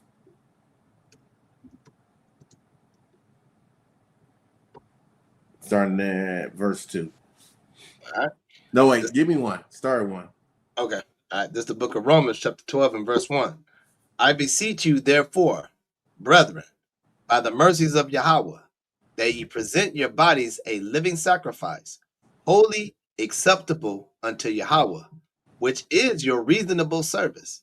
This whole is Paul explaining. This is what we're supposed to be doing. Give our bodies a living sacrifice. We're supposed to sacrifice our life, our bodies, to the Most High God, to get cleansed, to come back to him. This is what we're supposed to be doing. He set these camps and these elders and everything out here to show us how to cleanse ourselves, so we can be able to be acceptable to come back to him. This is why it's order, it's structure, so we know when not to fall, when we fall off the deep end, we not to come back. Team. And be not conformed to this world. Be not conformed to this world. Stop doing these worldly things. All right. But be ye transformed by the renewing of your mind. Read that again. But be ye transformed by the renewing of your mind. You got to get all that garbage out your mind, what you learn. When you come to serve the Most High God, like Yahweh Shah said, you got to come to him as a child. Not as a literal child, but come as the mindset of a child written to learn. Because you come to the mindset full of that garbage, you're not going to learn nothing. You're not going to renew your mind. You're going to tell the people that's teaching you, oh, I already know that already. You can't teach me nothing. Okay. All right. That ye may prove what is that good and acceptable and perfect will of Yahweh. Continue. Yep, give it 3. For I say, through the grace given unto me, to every man that is among you, not to think of himself more highly than he ought to think. So right there. Don't think of yourself as highly. Just because you know a little something, don't think that you can't be taught something. Just go for the also the brothers that's in the truth. Just because you've been in the truth for 10, 20, 30 plus years, don't thinking that you can't learn nothing. Okay. Because the Most High will humble you to show you that you can still learn something. Okay. Because the world revolves every day and something always come up that you didn't know about. So again, get off that high horse.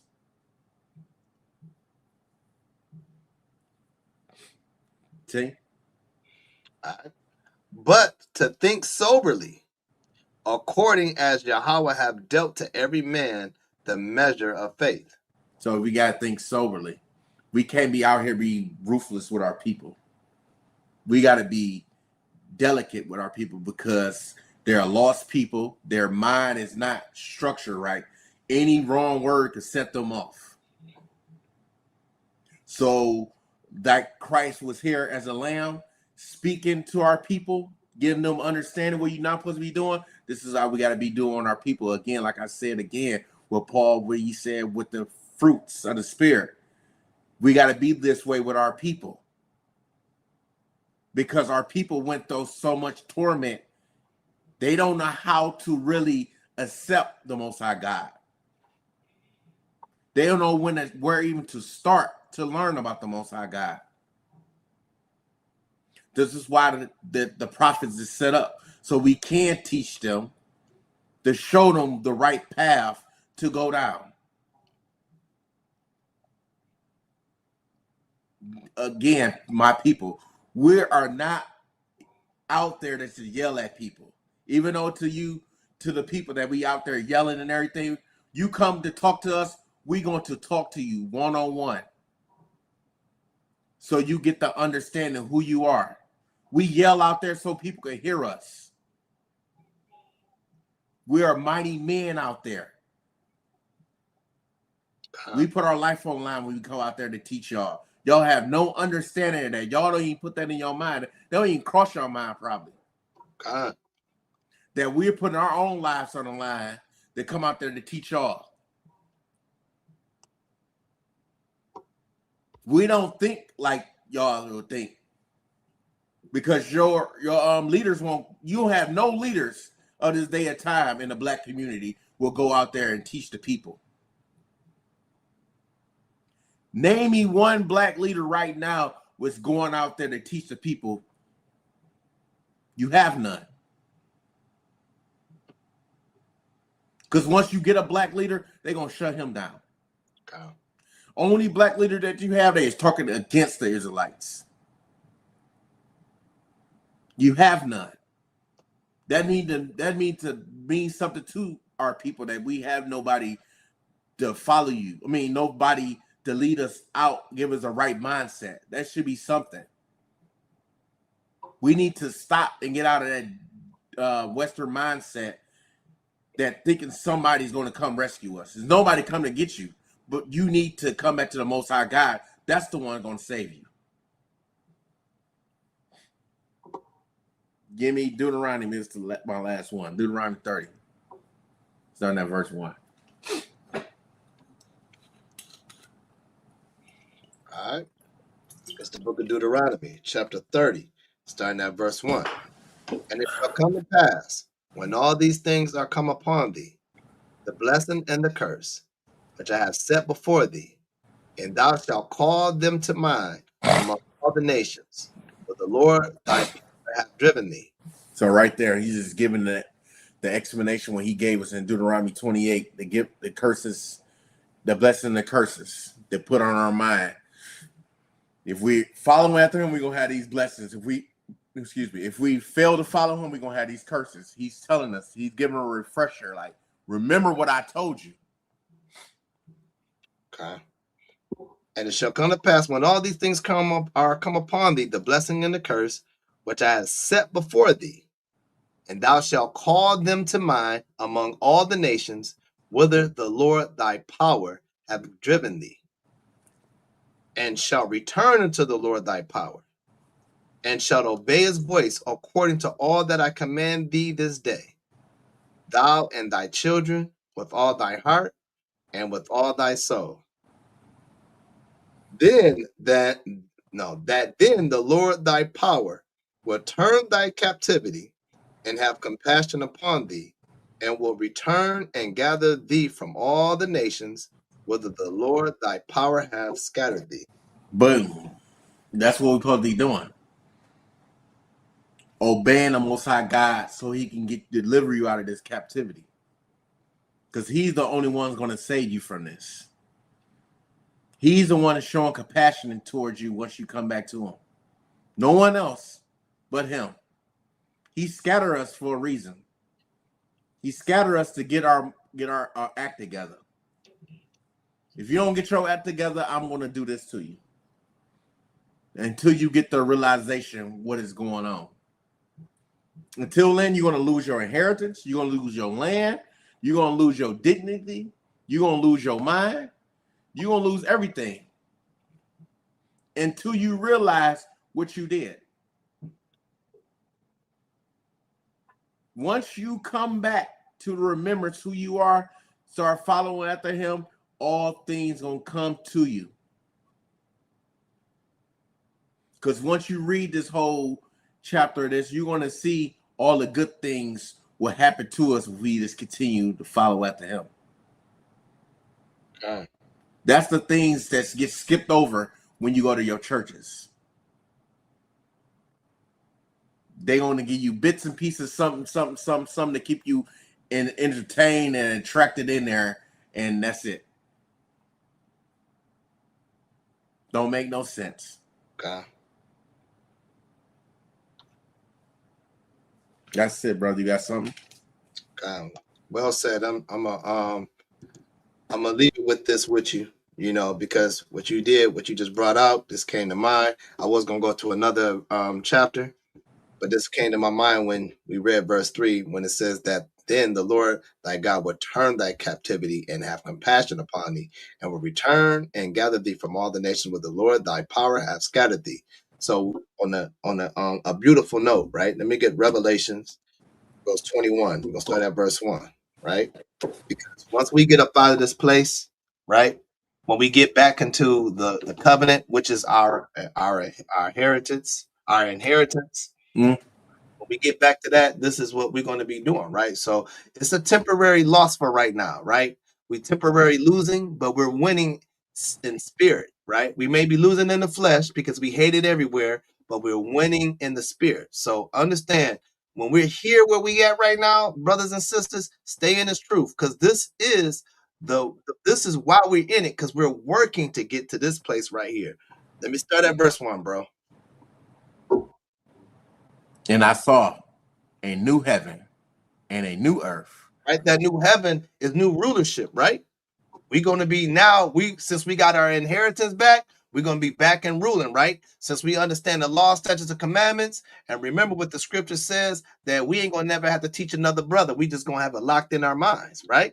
So we're going to be glory. We're going to be considered as a royal people, right? That's going to be the new heaven and the new earth. Go ahead. For the first heaven and the first earth were passed away, and there was no more sea.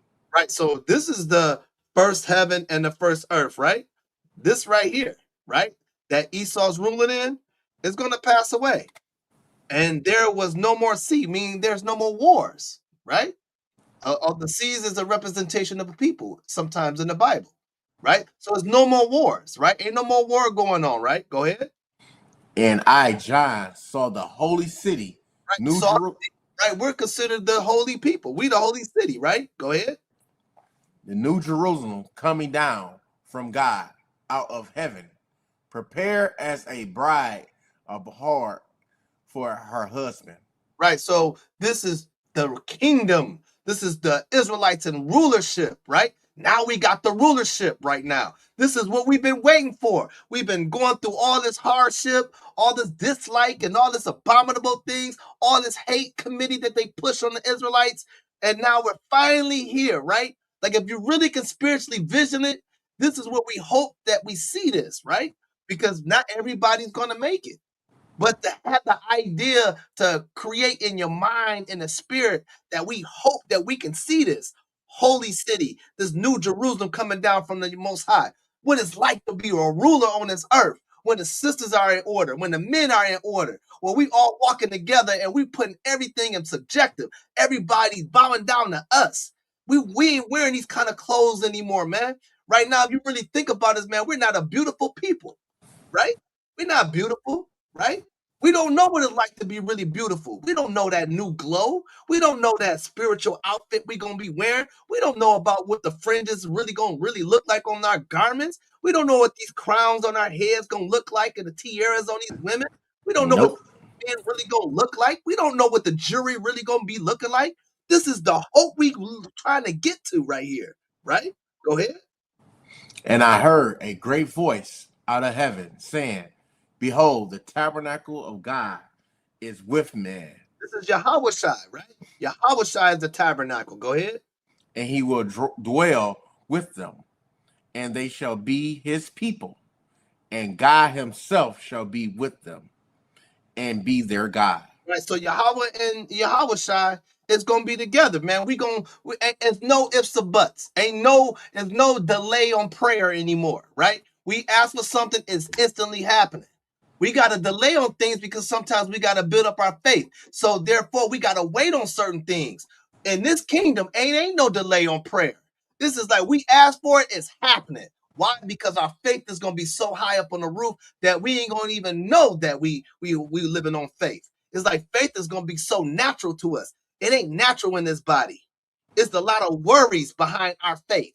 It's a lot of misunderstanding behind our faith, right? So what we're going to be doing, we're going to be building on that natural faith that we don't have to see it and wait to see it to believe it. We're going to see it happening because when we ask for it, it's going to happen. Go ahead. And God shall wipe away all tears from their eyes. Right. When you get your inheritance back, ain't no more suffering, crying. Ain't no more worrying. Ain't no when the last time when I'm going to be able to pay my bill. Ain't no worry about going to the doctor's offices anymore. Ain't no worry about wondering if your kids going to come home safe and sound to you when they go to work or leave to go to school or they going to the store just to go grab something. Ain't no more disrespecting the elders anymore. Ain't no more shedding tears about worrying when the next time we going to eat. Right? Yep. Ain't no more of that. Go ahead. And they shall be no more death. Right, ain't shall be no more murdering. Ain't no more just committing innocent blood, right? On the Israelites. It's going to be death in the kingdom for these other nations, but for the Israelites, we ain't murdering one another anymore. We ain't going to be killing people with their names by our words. We're going to know how to respect and talk to one another, right? Go ahead. Neither sorrow nor We don't get sad anymore, man. We ain't going to know what that means to be sad. All we're going to know is to be in a happy-go-lucky moment and joy, right? Go ahead. Nor crying, right? nor shall there be any more pain. Ain't no more hurt, right? Ain't no more hurt. Ain't no more losing babies. When a woman having a child, she lose the baby. Ain't no more of that. Ain't no more babies coming out with sicknesses. Ain't none of that. Ain't no more men just leaving their wives alone and leaving them hanging, and the women being disrespectful. Ain't none of that. Ain't no more. I ain't got enough. Ain't no more that I can't help a brother out no more, or a sister out. No more pain. Go ahead.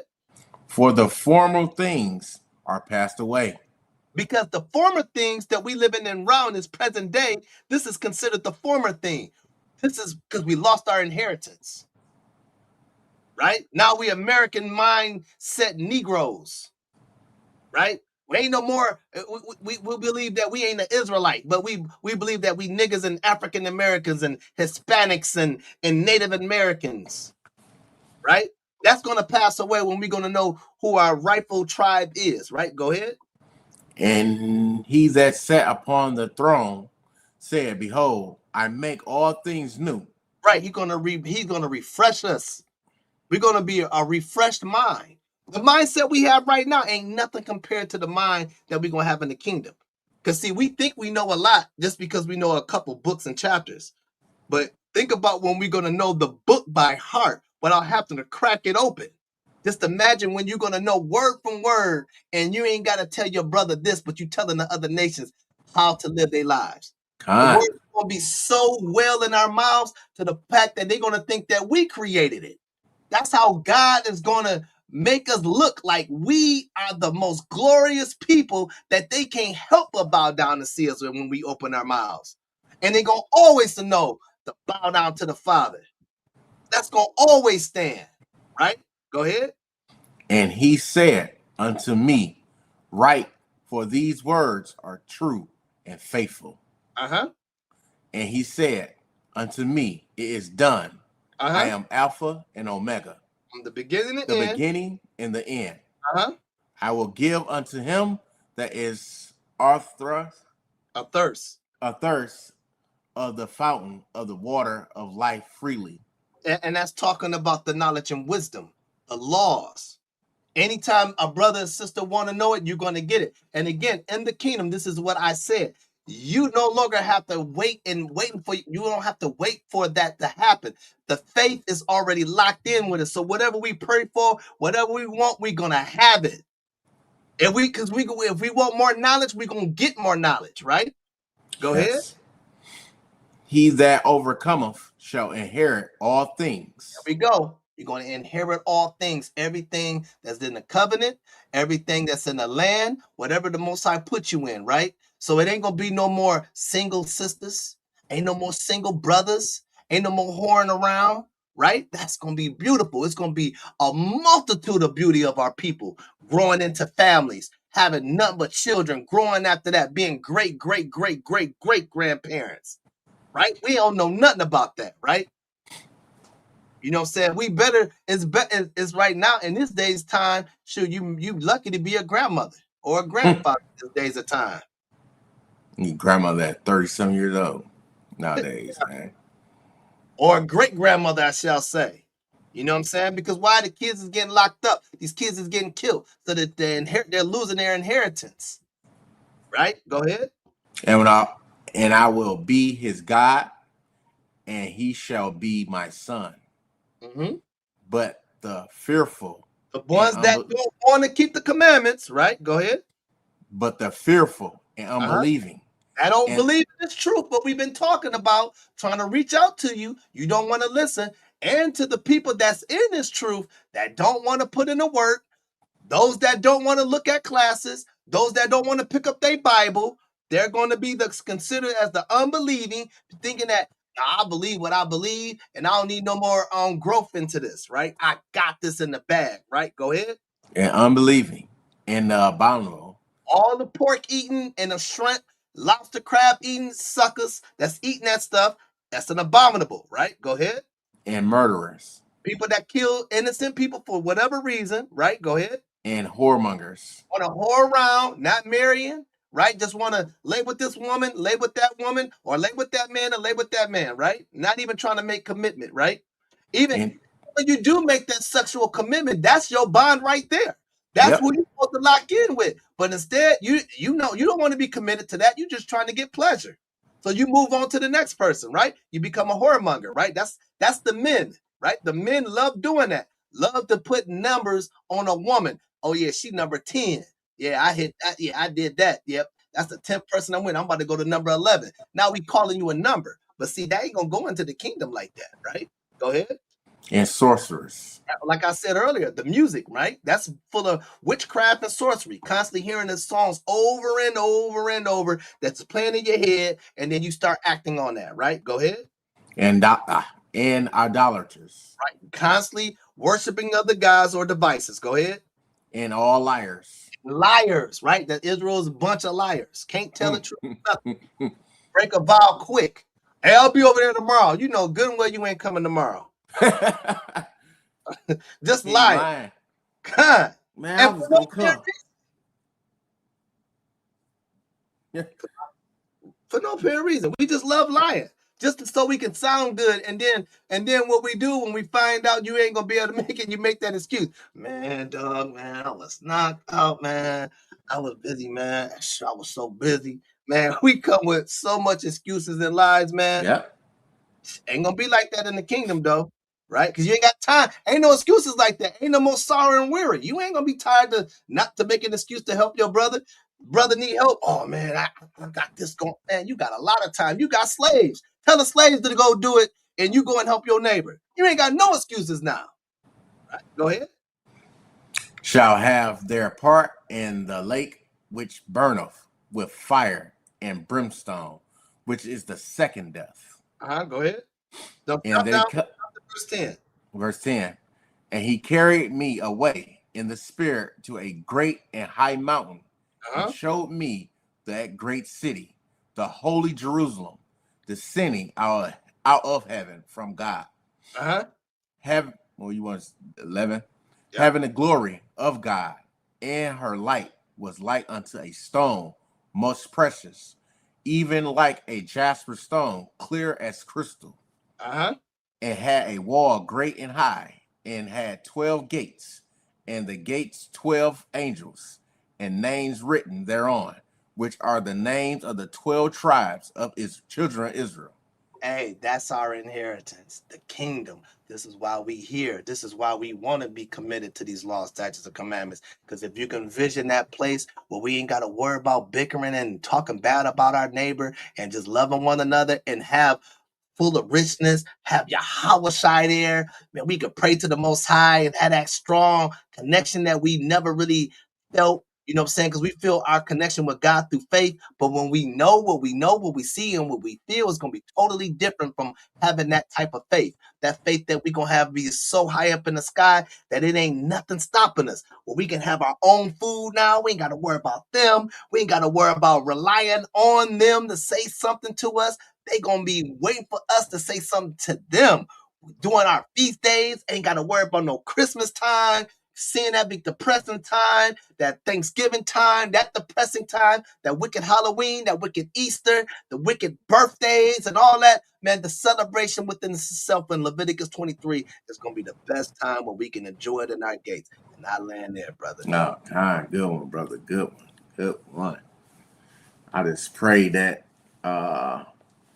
that our brothers and sisters that are out there listening, that spread the word. Let your people know that who they are. They need to wake up and come back to the Father, because he's given us opportunity to wake up, because he gives us waking us. If he's waking us every day, why not should we praise him? He gives us the air to breathe every day, and we should be praising him. But our people do not. They claim they do, but you don't. Because if you did, you won't be doing the things that you're doing. I hope in this class is edifying for whoever's out there listening. And I'm glad the Most High God gave us the wisdom and understanding to come on this platform to teach the people to wake up. Because, like I said, a lot of our so-called black leaders are not going to come out here to tell our people to stop doing what they're doing. Stop doing the black-on-black crime. Stop selling drugs to your people. Stop whoring around with the people. They're not going to do that. But we will stand up and tell our people you're not supposed to be doing that because you are a holy people. Stop doing what the world tell you to do. Just stop that, because when you go back, way back, you see our people was not doing that until they start throwing drugs in our neighborhood, putting liquor stores in our neighborhood, gangs, all this to break the black family up, because they seen how strong the black family is. So they got to break that thing up. They got to break that unity up because they know how powerful we is together. I'm just hoping that whoever out there that reaches them, that they wake up and listen. God, well, hey, wonderful class, brother. Way to bring it out. Glad, brother, you put it in your spirit. The Most High put in your spirit to go ahead and teach. So, man, hey, all praise to the Most High. And also, prepare for priest class tomorrow. Definitely interesting topic. You know what I'm saying? Definitely something that I'm definitely going to be looking at. You know, it starts at 10 in the morning. Also, you got we got the weekly classes. You got Monday, me, myself, Aura, brother Pelaya, priest Pelaya, and brother Johanna. Definitely bringing something out on Monday. Then Monday night you have the brother, the elder Karab. You know, him and brother Yashawan bringing something out. You know, definitely check in on that. Tuesday, I think it's Sham. Sham brings stuff out on Tuesday. Get ready to check that out. Wednesday class, check out brother Micah Olive from Colorado. And then you got Thursday class, Elder Zahab, then you go back to Detroit. So, hey, even if you're not watching none of our classes, I still say go out there and look and get edified somewhere. Do not just sit around, not doing nothing. Get edified by the Most High law, statutes, commandments. So I say this, Kwam Yasharallah, everybody have a great Sabbath. Good class again, Shema Shwan. Way to bring it up. Thank you for being out there with me, man. All praise to the Most High. Shalom, everybody. Shalom. Right now, somebody is hating on you, and you and me is what we gonna tell them. I'm in a whole different stratosphere. Vision is sharp and my path is clear. On my purpose plus I'm eloquent. Your opinion of me is irrelevant. I'm in a whole different stratosphere. Vision is sharp and the path is clear. On my purpose plus I'm eloquent. Your opinion of me is irrelevant. Does it matter what they say about me? Cause I know God don't play about me. Rumors don't matter if they aren't true. The reason they mad is cause they aren't you. They aren't blessed, they aren't highly favored. They're just jealous that somebody made it. Words may hurt, but it didn't kill. And you can't break what you didn't build. Use these words as an affirmation. Don't let them distract you from your aspiration. Let the hatred feed your inner beast, but always keep God as your centerpiece. What that mean? You gotta be in B with it. Always. Don't stand for nothing, then you need to sit and watch the real soldiers take a risk. If you relate to this, then homie, make a fist. I'm in a whole different stratosphere. Vision is sharp and my path is clear. On my purpose plus I'm eloquent. Your opinion of me is irrelevant. I'm in a whole different stratosphere. Vision is sharp and the path is clear. On my purpose plus I'm eloquent. Your opinion of me is irrelevant. If the keyboard is crazy and the drum pad is kicking, you can pass me the mic. I'm about to start spitting. Will they love me, feel me, relate to me, lyrically, hate me, despise me, corrupt inside spiritually? It's the times that we're living in. No selling my soul, there's no giving in. I ain't waiting on a Judas purse. Trained till the arms are bulging through the shirts. Get the picture, that's what cameras do. Protect what I own, I got hammers too. Prefer peace and I'm praying on it. Club Shame, let Damon weigh in on it. Use these words as an affirmation. Don't let them distract you from your aspiration. Knowledge and wisdom helps you free yourself, and success will find you, so be yourself. I'm in a whole different stratosphere. Vision is sharp and my path is clear. On my purpose, plus I'm eloquent. Your opinion of me is irrelevant. I'm in a whole different stratosphere. Vision is sharp and the path is clear. On my purpose, plus I'm eloquent. Your opinion of me is irrelevant. I need y'all to say that every day.